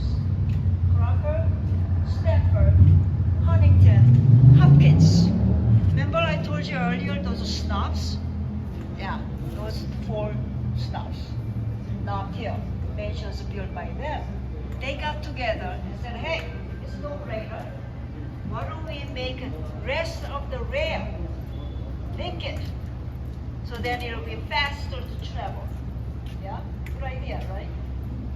Mr. Crocker said we couldn't find the help, the labor. Back east, the eastern portion of a Trans-American Rail was built by Irish. During that time in New York and Boston, you see these history films. A lot of Irish were there because they left home during potato famine. So they built the eastern portion of a rail. But here we're looking for a lot of people to come and work. Not many showed up. Mr. Crocker, out of those big 4, saying that why don't we hire all this cheap Chinese labor? they are always willing to work cheap. Well, because they need to make money and go home. So, but then the opposition saying that, well, look at the size of Chinese folks. They are short and they are small. And how can they carry this 100-pound rail on their back, and their average length is 10 feet long? Well, Mr. Crocker argued, saying several thousand years ago, they built what in China? Great Wall. Yeah, Great Wall was built by Irish. No, it was done by Chinese folks. So he won his case. Therefore, he hired small gangs of Chinese labor, and their work ethics were excellent. Number one, they didn't drink beer. They showed up every day. Yeah, work ethics were good, and they designated only one person to boil the water all day for tea and hygiene, right, baby.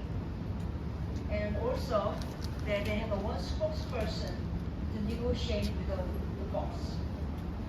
Therefore, Mr. Crocker hired 12,000 Chinese labor. So that was known as second migration of Chinese to U.S. They built it, most of it, and the rail was completed in 1868. When they finished it now, instead of 166 days to come to West Coast, it only took 11 days by train. Awesome. Yeah? And the later bridges were built, so then the further introduced a few days. Now are how many hours? 5 hours. Yeah. So that was the second migration of Chinese people built this beautiful rail, and known as transcontinental rail. However, when the rail was completed, they having a celebration that Stanford goes over there to Utah and putting up the gold spike for celebration. Not one single Chinese were invited. All these workers not given a discount fare either. And they were not given enough money to go home. They walked.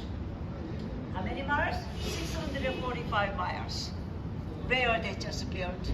They followed the rails coming, looking for jobs again. They took all sorts of jobs at the time available. The white workers don't want to work, cheap. They were twiddling their fingers and said, now we want more money. But Chinese folks, out of desperation, they took all the jobs available at the time.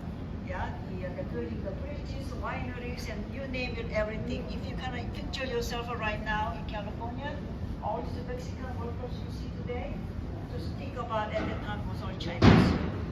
They create a huge problem for American workers, the white workers, saying that they are taking our jobs. Well, they didn't work cheap, right? And Chinese were desperate. So they start bashing Chinatown. They have worst case scenarios happening, like Chinese were all lynched, and it was terrible. Things happened all over the United States at the time. 1870s was also post-depression in America. So for this, the United States Congress had to step in. So they said we need to create a law against the Chinese, one single race. You worked, now you must go home. That was what they wanted, the white workers. So, the 1882, that is known as Chinese exclusion law, meaning that if you're a Chinese, then you cannot come and go anymore. But if you were already here, then you register, you carry a badge. Your wife is still in China, she cannot come. Your grandmother, your daughters, no. But if you have a son, then you can bring son. He can work. Already, you can kind of picture during California at that time was a bachelor society to begin with, right? So who can make that trip to here to work at the gold mine, right? So then, at the time, this began 1882, it went on until about 60 years. 40% of the Chinese population dropped at that time. 40%, yeah. And it's mostly all single men is idling around, right? Now, 60 years later, and during World War II, 1941, Chinese were allies at the time. They are side by side with Americans fighting with the same enemy, Japanese at the time, right? So this created a huge embarrassment. Yeah, they are our allies. It was basic human rights, wanting to see family. They cannot do so.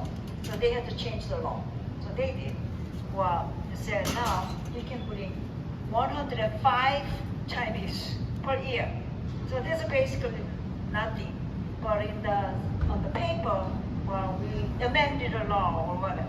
So it went on until 1968. 1968, President Lyndon Johnson finally was able to sign a repeal. So now that it created another problem. So now you have your wife and all the female relatives could not come. Now you can bring them. Now you're living in one of those SROs with your buddies, trying to save money. They showed up. Where are you going to put them? So this created a housing crisis.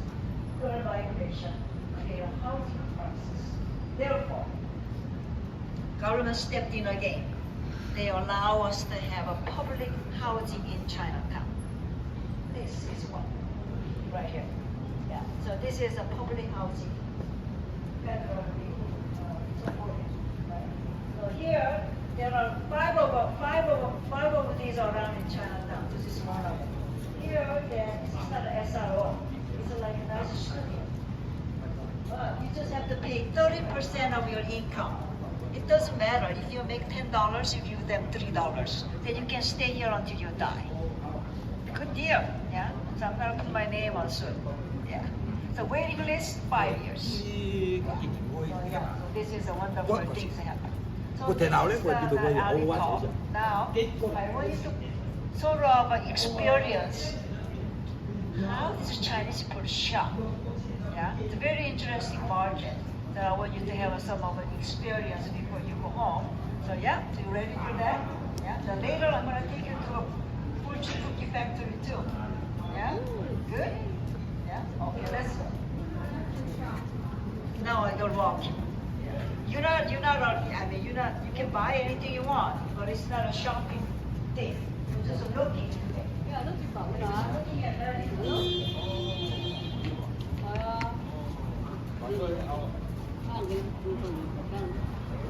That's a nice door.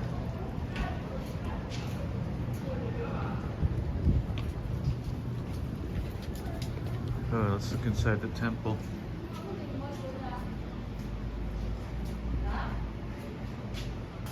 So hello to everyone still here. Kind of a long tour.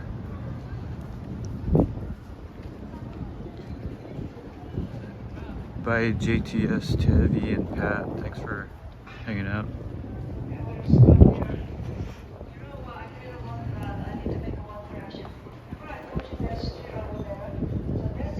Welcome, Greg, Lucky Bird. And this, yeah, I'm sorry, I'm very sorry. Now, this is the Pacific Street right here, yeah? So there's, again, so all the SROs on top, and then at the bottom is a restaurant, yeah. So those of you, I told you that if you want to go back to the Jackson Street and have the dim sum and all the restaurants will be more in a lot of the Jackson Street, right? So here's two, we have some here too. So now we'll go up the hill, and this is where you see the Chinese community shop every day, yes.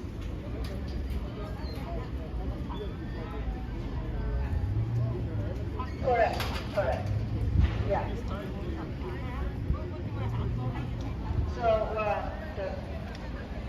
So the Chinese exclusion law began in 1882. And of course there were the theaters that were very rare at the time, right?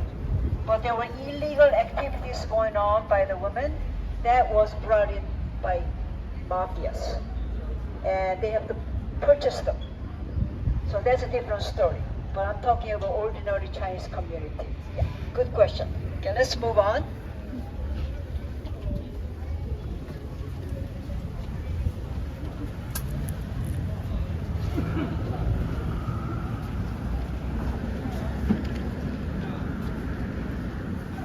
So when this light changes, there's a green. Okay, let's move on. Cross.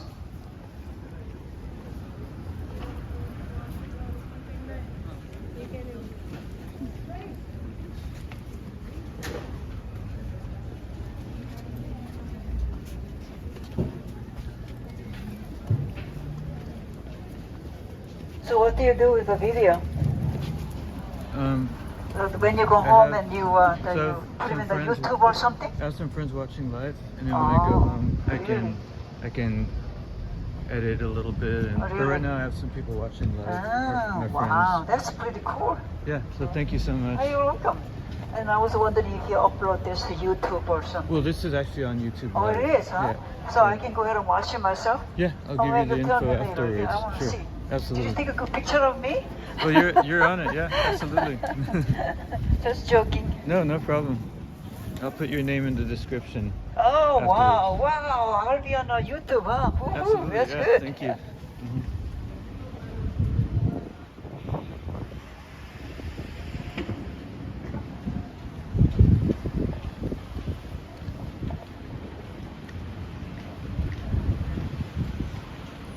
All right, against the wall here. Okay, here's my help here. What's your name? Max? Yeah. Can you count how many hours today?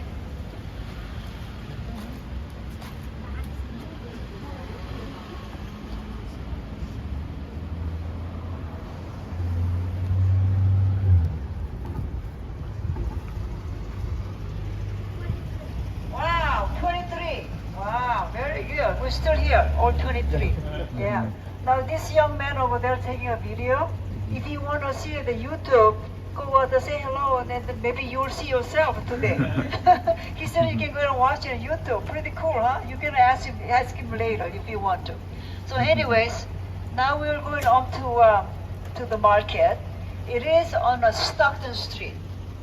Now earlier, we walked at Grand Street, right? Grand Street is for souvenir shop, right? So if you want a t-shirt, that's where you want to go, right?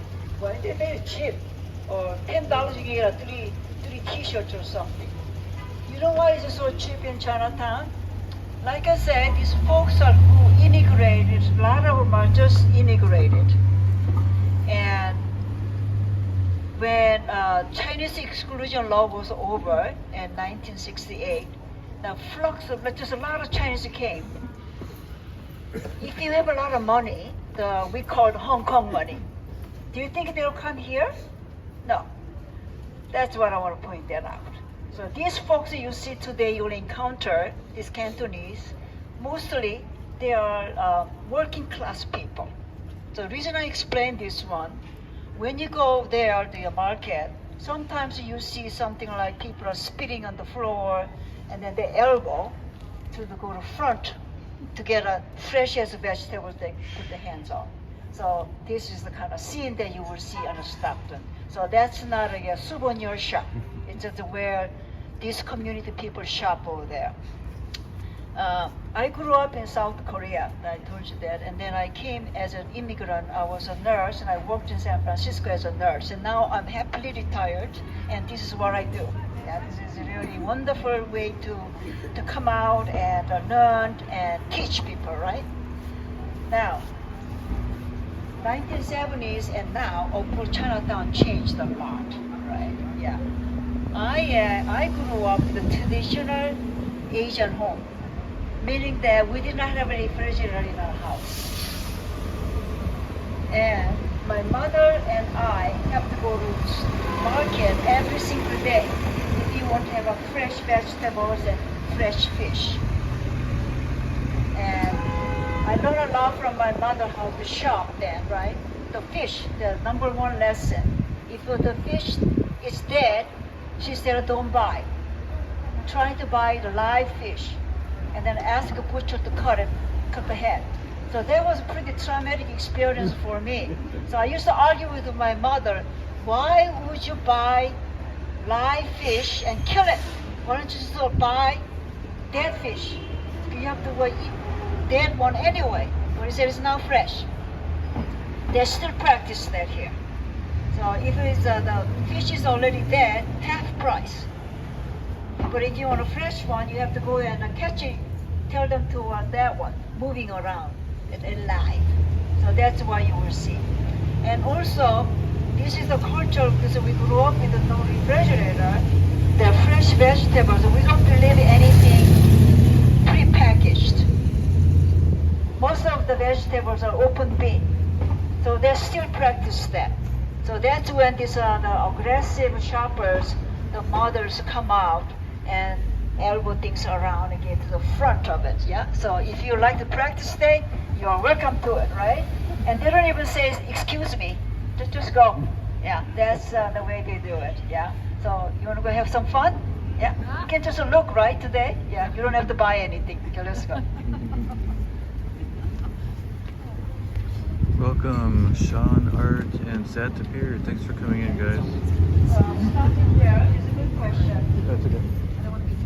How much average Yeah, I'm not. you have to pay for SRO? Basically about 8 by 10, and they said it's about $1,000. That was about 5 years ago.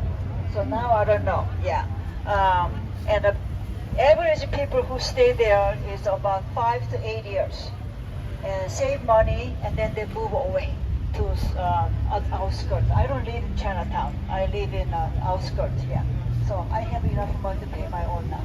Yeah. So yeah, so that's the deal. So these people are remembered. A lot of still coming freshly arrived, right? And because of that, our Chinatown is the safest place to walk around because these people don't want to get in any trouble with the officials. So very, very low crime in here. Yeah, very honest people.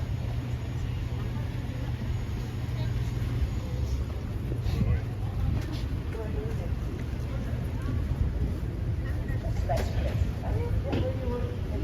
place. I work at Kaiser. I work with General Kaiser. Hey, yeah, I love it. Yeah. Oh, I've been married 2012. Yeah, I've been doing this for 10 years now. Having fun. Oh, really? Wait. So when the light changes, we cross together and we go to the one block to Jackson Street. Remember the Jackson Street, all the restaurants? Yeah. So wait for the light. Okay, let's go.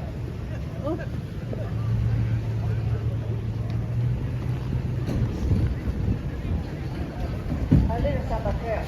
I used to live in the Richmond. Then I moved. Oh, beautiful vegetables. They're looking good.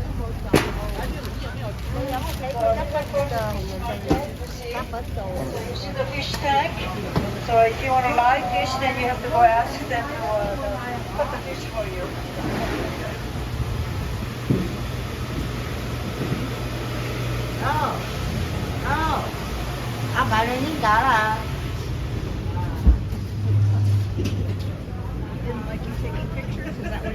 I don't know. That, man, I'm not sure. So there's a Peking duck. If you don't want to do any Thanksgiving dinner, buy this, guys. It's already cooked. Yeah, they're looking pretty good. Yeah, Peking duck, yeah, right.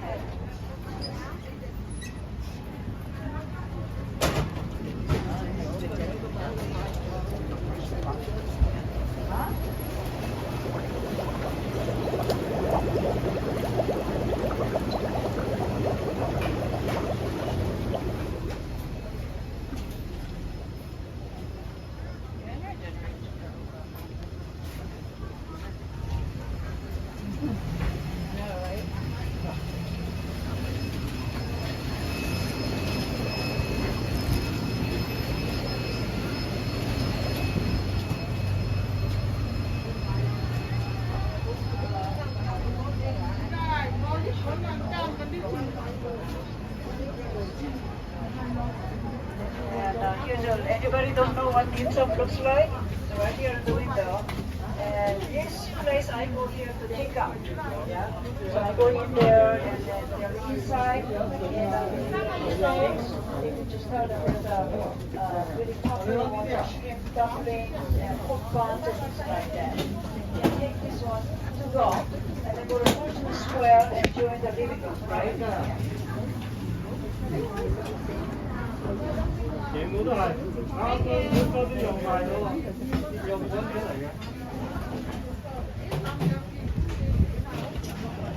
Those look wonderful.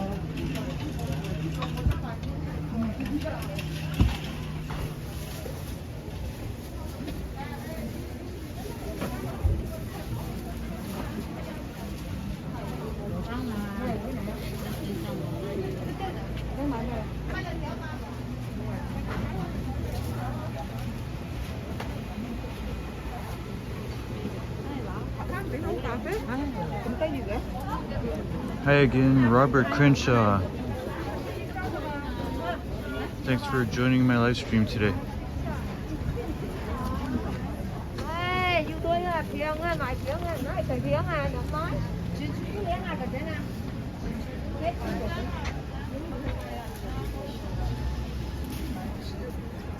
Alright, so I see my man there. Okay, so we'll be close to the street together when it turns green, right?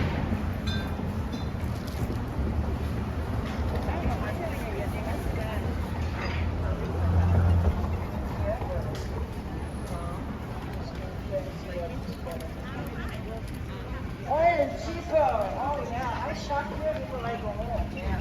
So Joseph Taylor says Fresh here. egg tarts. I'll get some at the end. Promotions are like Karina wants some fresh veggies. $6.99 a pound. Here is just $4.99 a pound.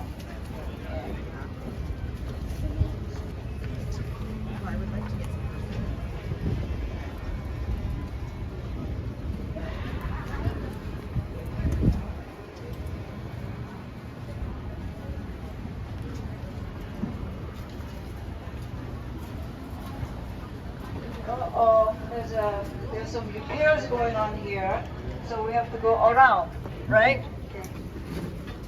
Yeah, thank you. No problem. Thank you very much.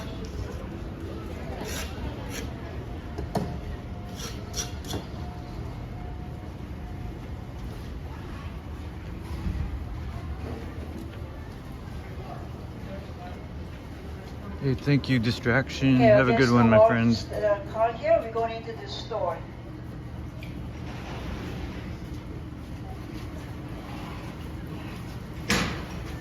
Against this car, please. We go into the room, and then I'll explain what you're gonna see inside.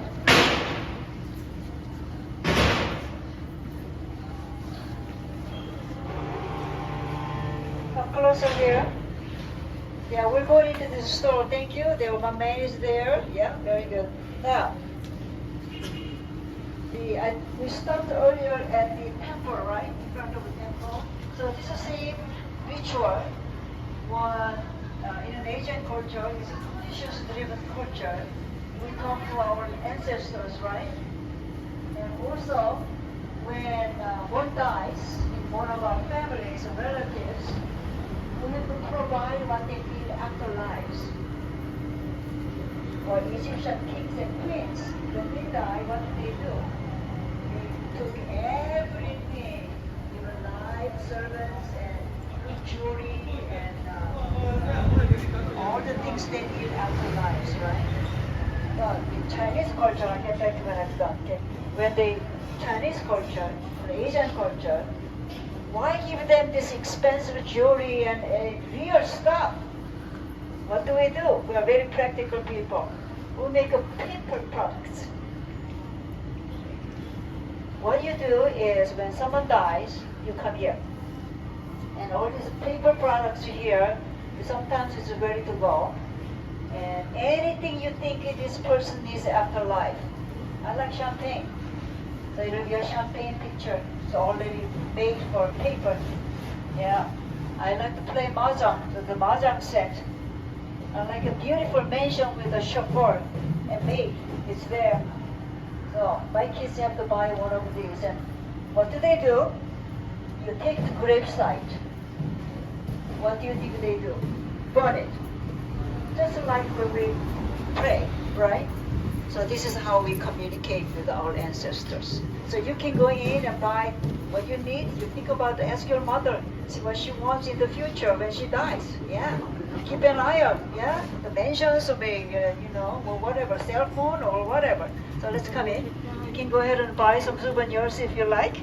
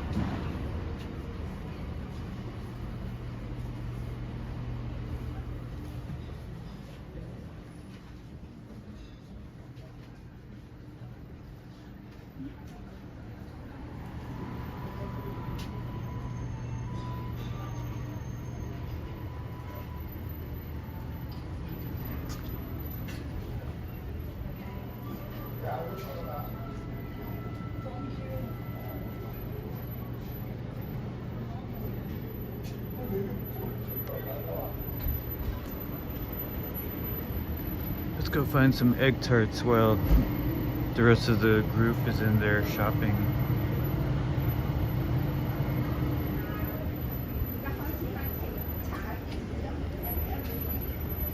I don't know if they have them here.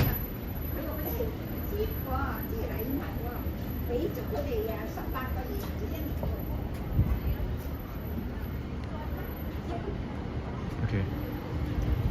Maybe I'll excuse myself from the tour. Let's talk to the tour guide.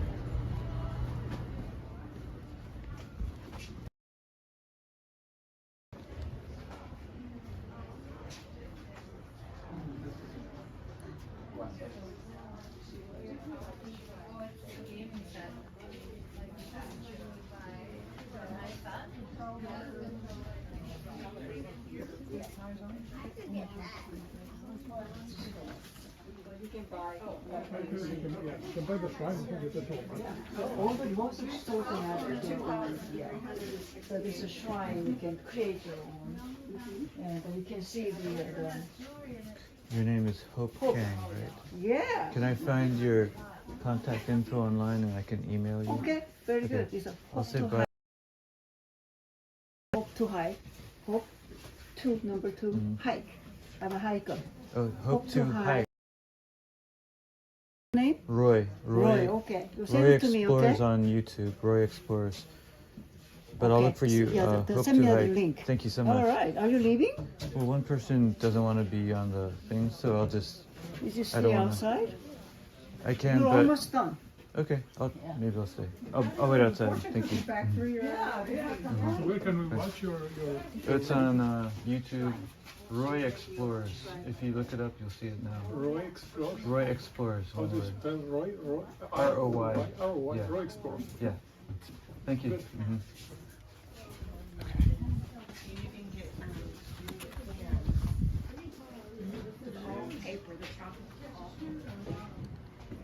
It is a nice shop.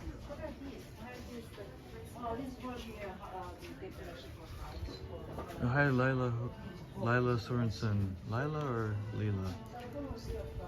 Thanks for coming in. I'm gonna stay here until they're done. It's getting warmer.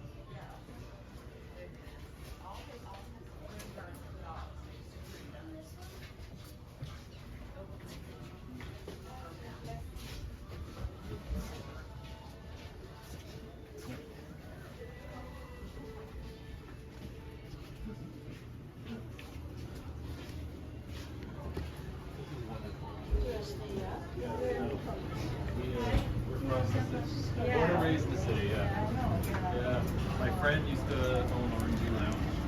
And they own Harborview. They split off from those two. There were three owners, and then the two kicked my friend dad out. And they started Harborview, which is, Harborview's nice, yeah. Yeah, it's good. Okay, everybody's out.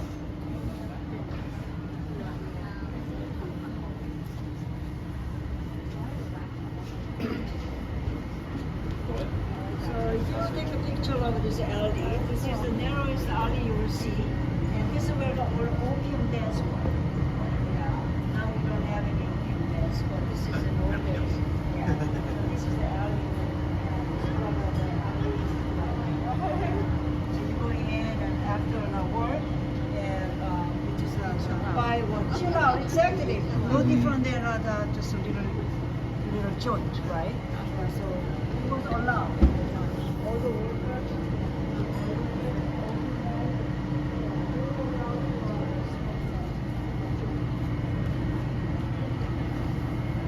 Alright, so we're gonna close the street to a Ross area. You wait until I get there and then I'll catch you. Oh, thought it was.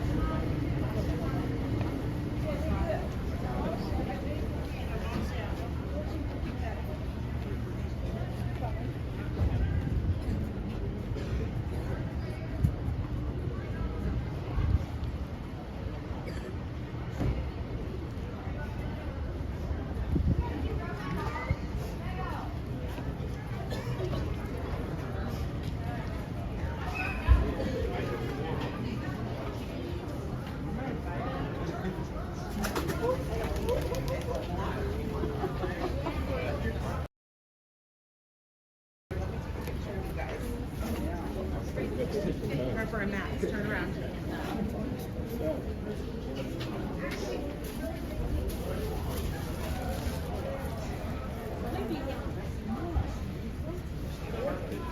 Okay, then you want to go get some in the line and get Okay, so we are in a very famous Ross Alley. Ross Alley, this is where originally this alley was a gambling dance. Yeah? So all the young men used to come out and idle around here, and then they used to gamble. Young men used to come out and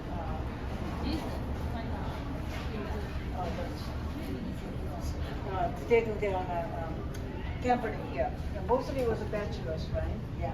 And now this area, if you look around, then upstairs were more likely for gambling dance and prostitution. How many of you like to come back here for gambling later? I'm done. One more stuff to go. So yeah, come back. Okay, let's go there. It's just a regular, and then they might have one with thunder. I mean, they have them fly.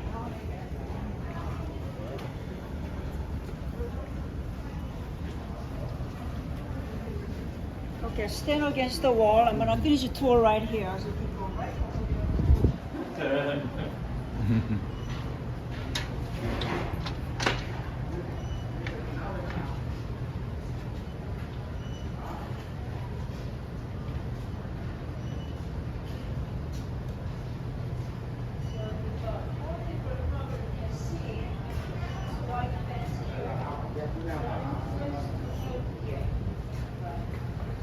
Earlier, someone asked about what about this female, the older man?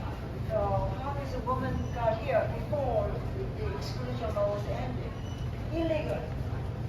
And Chinese mafia, known as Tong Gang, they used to go to China, kidnap them, or lie them that they will give a better job when they come. In many cases, the parents sold young girls to them. It was illegal.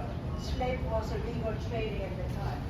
So they were putting it here, and they were totally naked. They take all the clothes off to see the merchandise. Yeah, and then they walk them through here, these alleys. And they put them the other alley is the St. Louis alley. And that's when these all the they're age of like a 10 to 14. So this is the typical age. It's a true story about her. This is the book. It's called The 3 Points. And this beautiful story was told about her. And she was sold by her parents and come to Chinatown and work as a slave. So this age, right? So these kids will come and then they get sold. If you are beautiful, and then you can be somebody's concubine. And if it is really not so desirable, then you will end up in the working here. Well, it was very terrible things happening during that time. But we're human. We have a bad side and we have a good side. And there was a really nice story about all of this. This woman at the bottom. Her name is Donaldina Cameron. Cameron. C-A-M-O. It's the book about her. She is known as White Devil. Why White Devil? Well, the Chinese mafia told these girls, that's a white devil, don't go with her. What she was trying to do was save these girls. But during that time, those who were Chinese didn't ever see any white face. It looked strange, blue eyes, white skin. And these kids totally believed the gangs. They are devils. So she was known as a white devil. Yeah. So the book came out. She came in Chinatown. She had a little working at the mission house on Sacramento and Stockton. There's a Cameron house named after her now. There, the brick building survived the fire. Yeah. Anyway, she was able to save 3,000 slave girls from Chinatown. So these are the age of people that are saved. So young, the kids were got pregnant, right? Yeah, so then they delivered the baby over there. Yeah. So anyways, so she was known as a mother. In the Chinese word for mother is mo, M-O. Yeah. Then, so this is the beautiful story came out, and she used to communicate with these girls. These many alleys.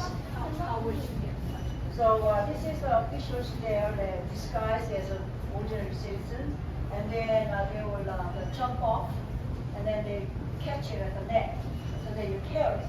And then the carrying is 3,000 young girls to Cameron House, at the mission house at that time, that she gave them an affection, and food, and clothing, moreover, most importantly, she educated them. So they later became an interpreter, and they became teachers, and this is the story was told by them. So that book is called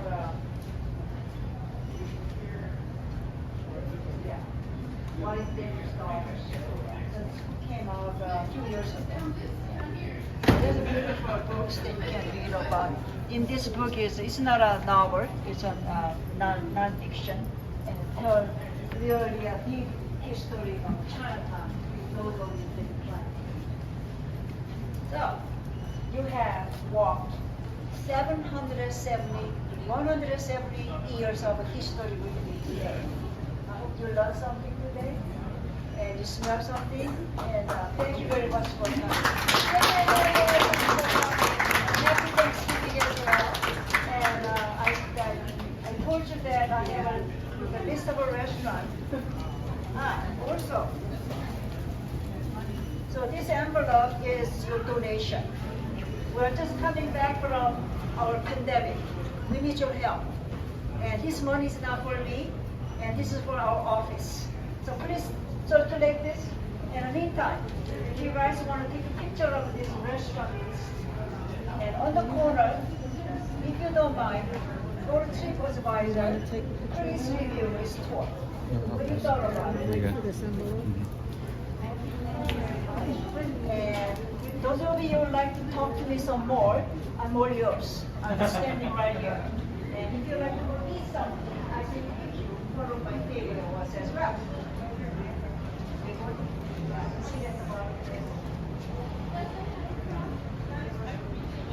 Hi Lily, Floor, Max, Phoenix Dawn. Thanks guys for coming in. We just finished a guided tour of Chinatown, San Francisco.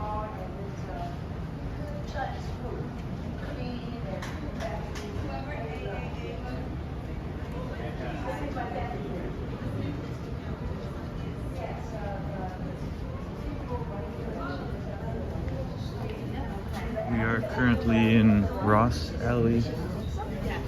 You like that one as well as I the. like here actually better because prior.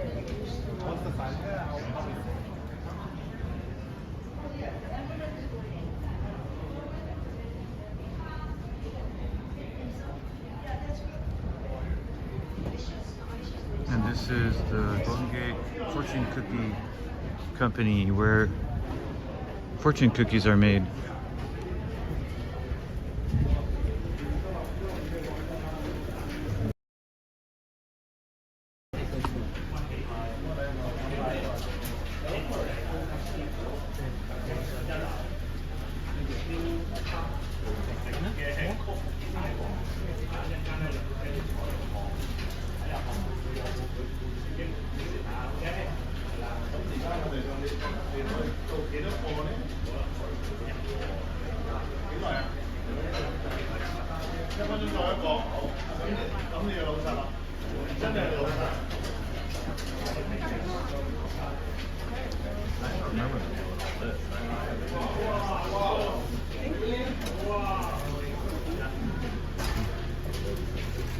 Thank you. I got a free sample. It's an unfolded fortune cookie. I'm sorry. Yeah, sorry about that.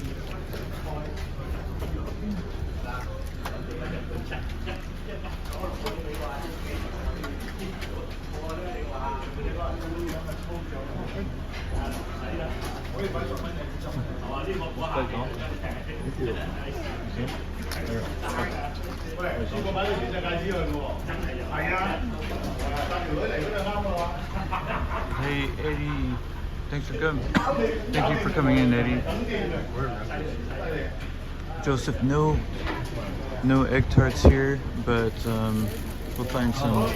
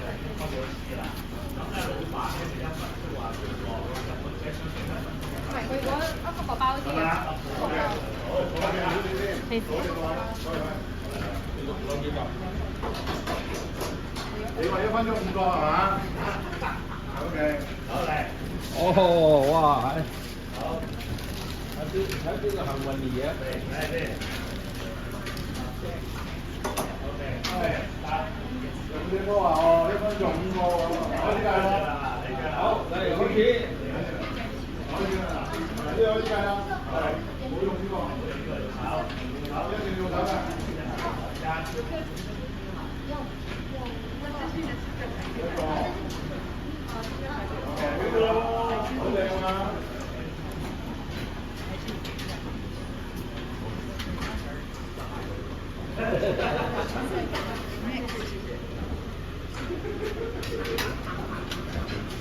like a pudgy pie.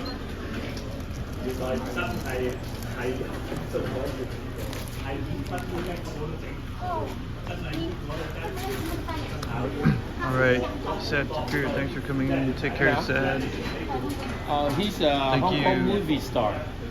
He came here Thank you, Greg. to this place today. Yeah. Doing a program? Yeah. Yeah.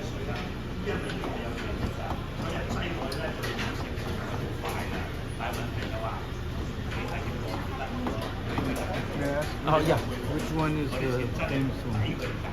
Which one is the one sitting down? Yeah. What's his name? It's a date, I know. Tin Fung. Yeah, Tin Fung. Thank you so much.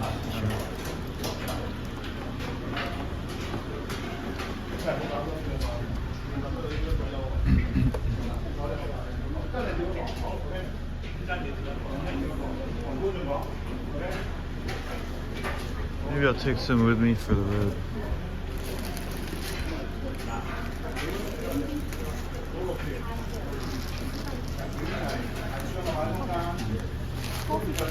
Okay.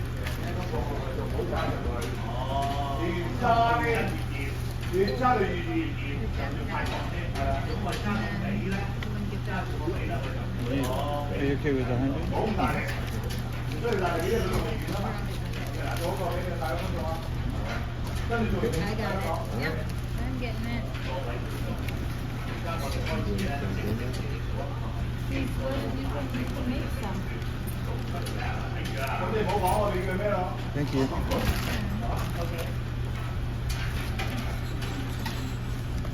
Oh my goodness. So thank you so much. Oh my goodness. Thank you.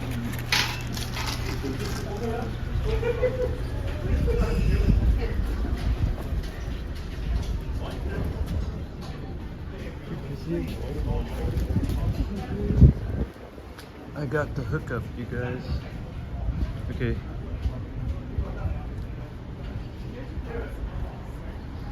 Where can I set the gimbal down?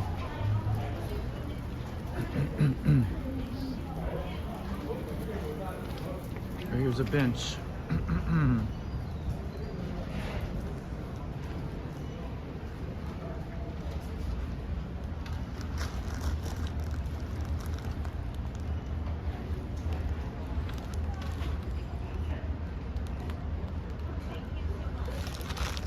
So I got this bag of fortune cookies, $4.50.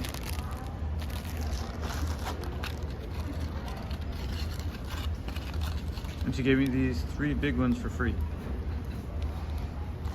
Not bad. Anyway, thank you guys. Thank you, J-Skit, JTS, Susan, Karina, Sean, everybody who's here today.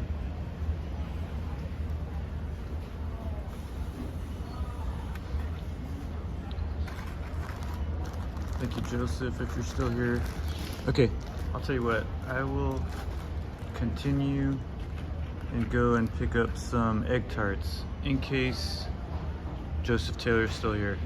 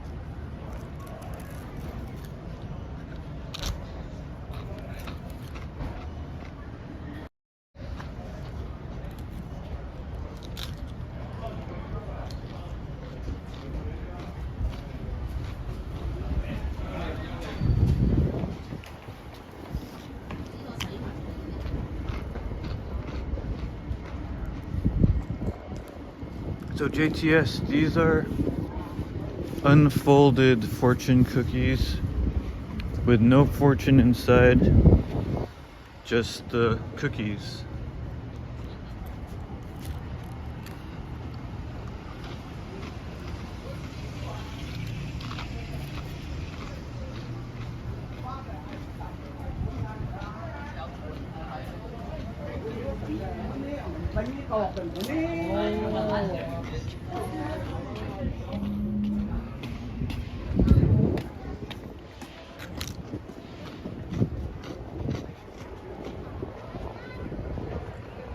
Do you hear that crunch, crunch, crunch?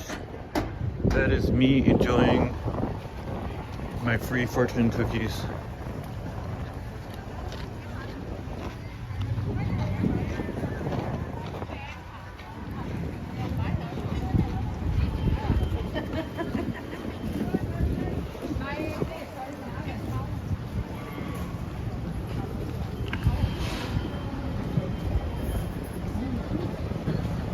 Hey there, Wolf Wolf.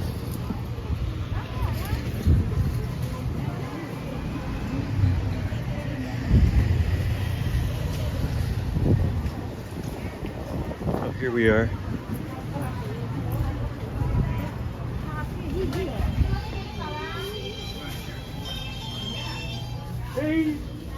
No, this is not the right place.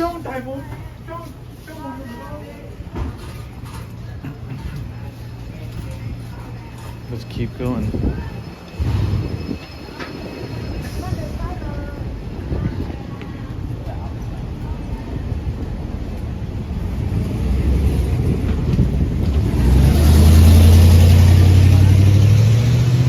Wonderful, Karina. Glad you're enjoying it.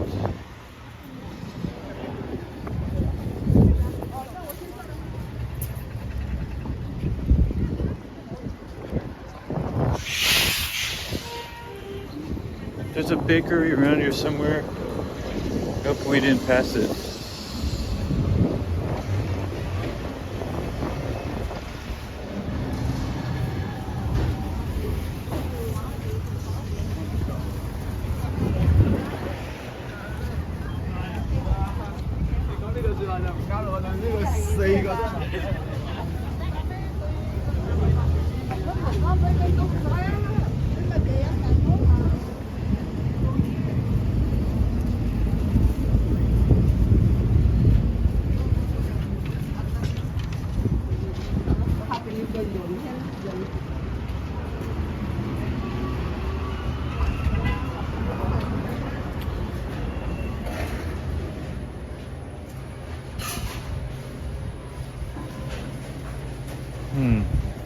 Wrong place.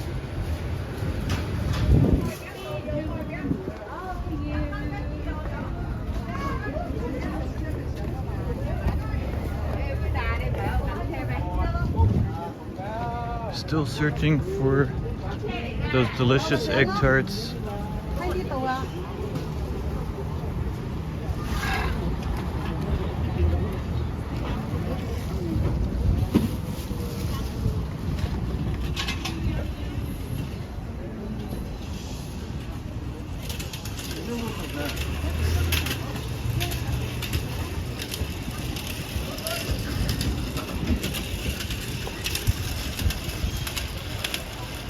Hi, Ability. Right, Joseph, yes. I am on Stockton. You saw it too. There's one specific really good bakery that has lots of egg tarts and other desserts. So I hope we find it.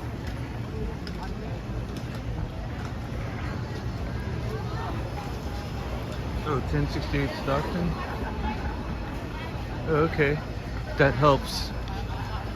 I think it's in this direction.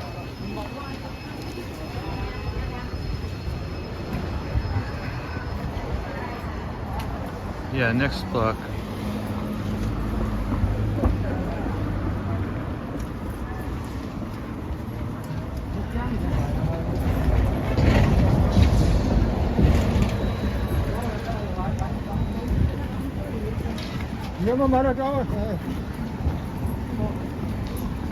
Oh, sorry.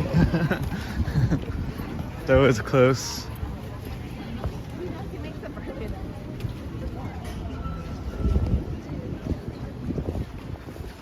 How are you, Adela? So good to see you.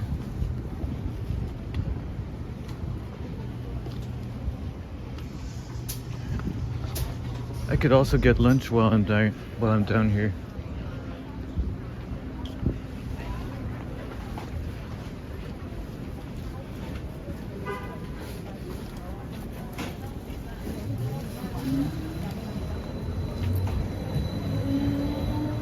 Hmm.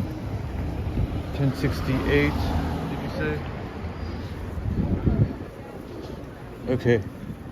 That's across the street.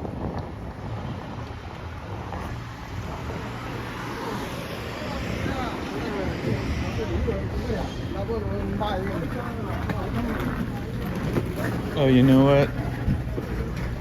This was the bakery. It's under repair right now.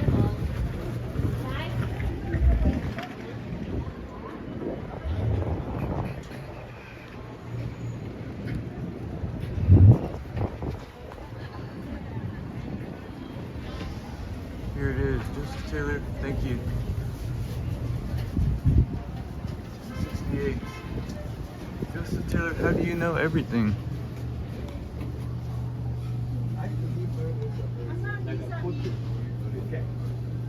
Thank you.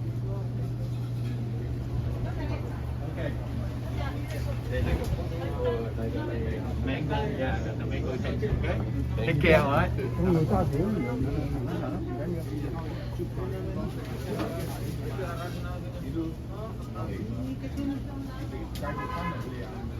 Let me make sure that's what I'm looking for. Thank you. You know what? I don't see egg tarts here. Oh, I do.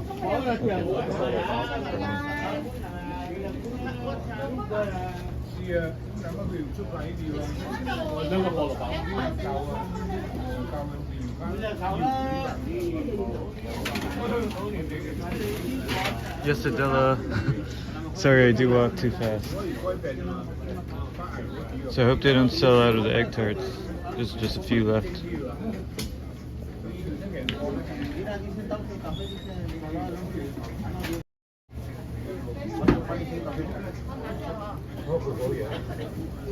Mira, venden las tortas del chavo, dicen tortas del chavo. ¿En serio? Tu tía quiere algo, tu tía quiere unos panes. ¿Y qué? Si ella quiere de aquí de acá.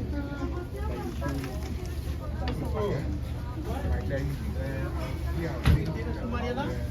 Ok, ahorita lo pedimos.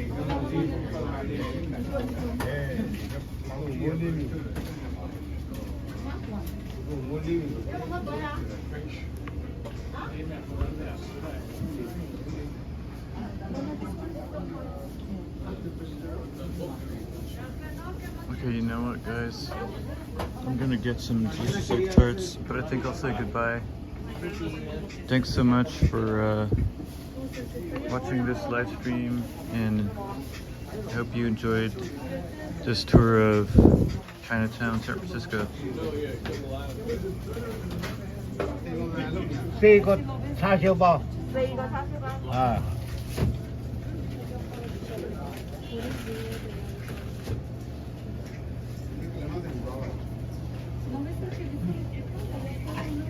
即係焗㗎嘛？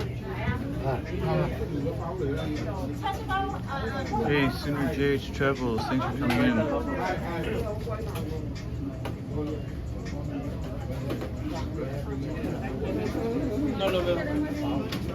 叉燒包幾錢一個啊？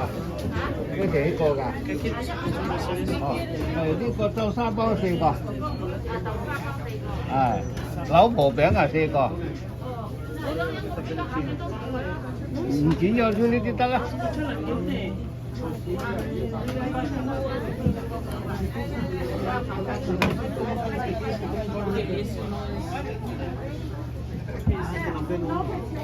Okay. Can I get? Yeah, 一件心太丸同埋2個紙包蛋糕。Oh wait, it's okay. 大㗎啦。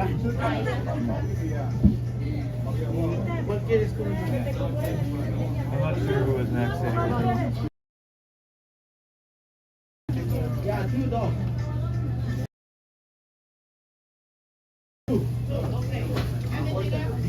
You get these 3? The same, right? You have no, the other, the white thing?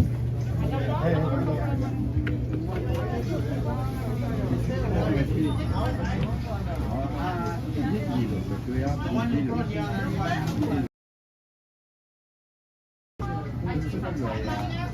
yeah, I need one of those, the ones that have the fruit, that gave us with the fruit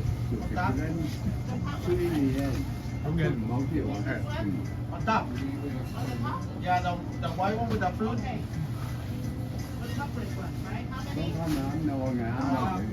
There is white cake and no, the one on top here, the white cake with strawberries and with berries. Well, let me have 2. Yes. There is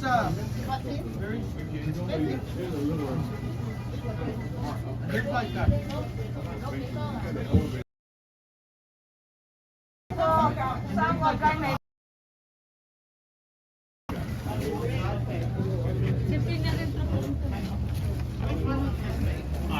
Outside? Outside, okay, let me see. Excuse me, sir. Thank you. Okay, guys.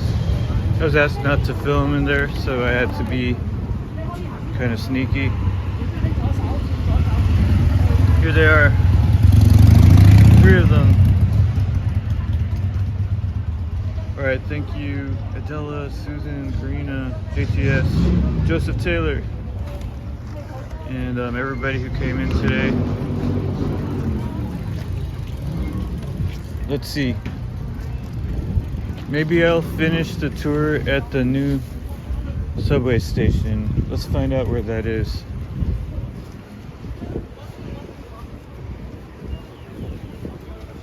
I think it's this way.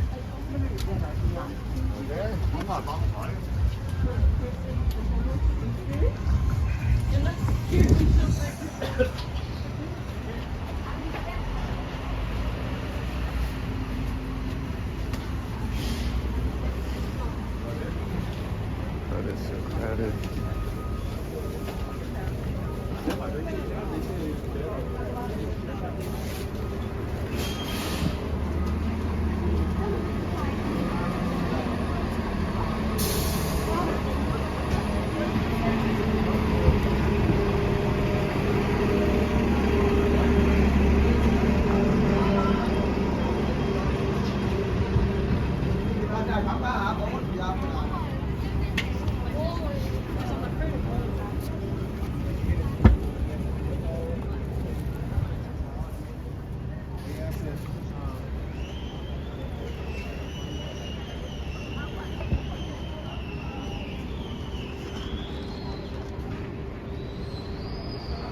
Alright, thank you again, guys.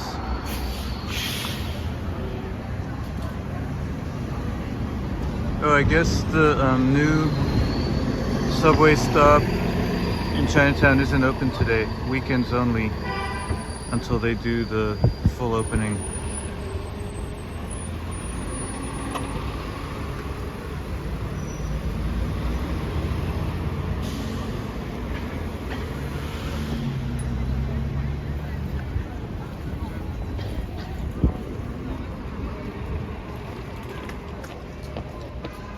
But this is it, the new Chinatown Rose Pack subway station.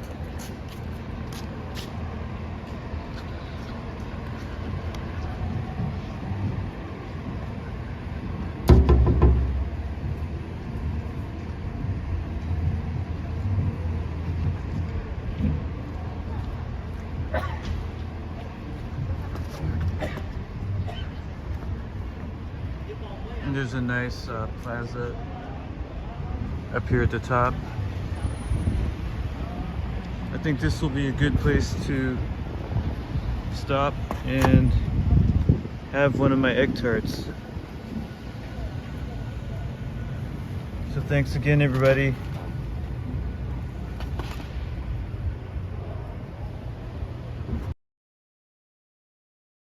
San Francisco.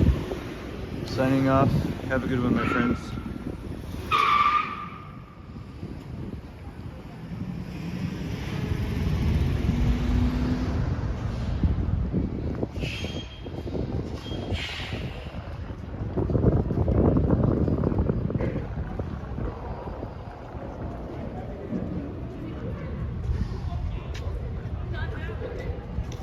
Yes, Joseph, send me your address. I will FedEx you a couple of these. Hey, thanks, Kevin. Thanks, everybody. Have a great rest of your day. See you next time.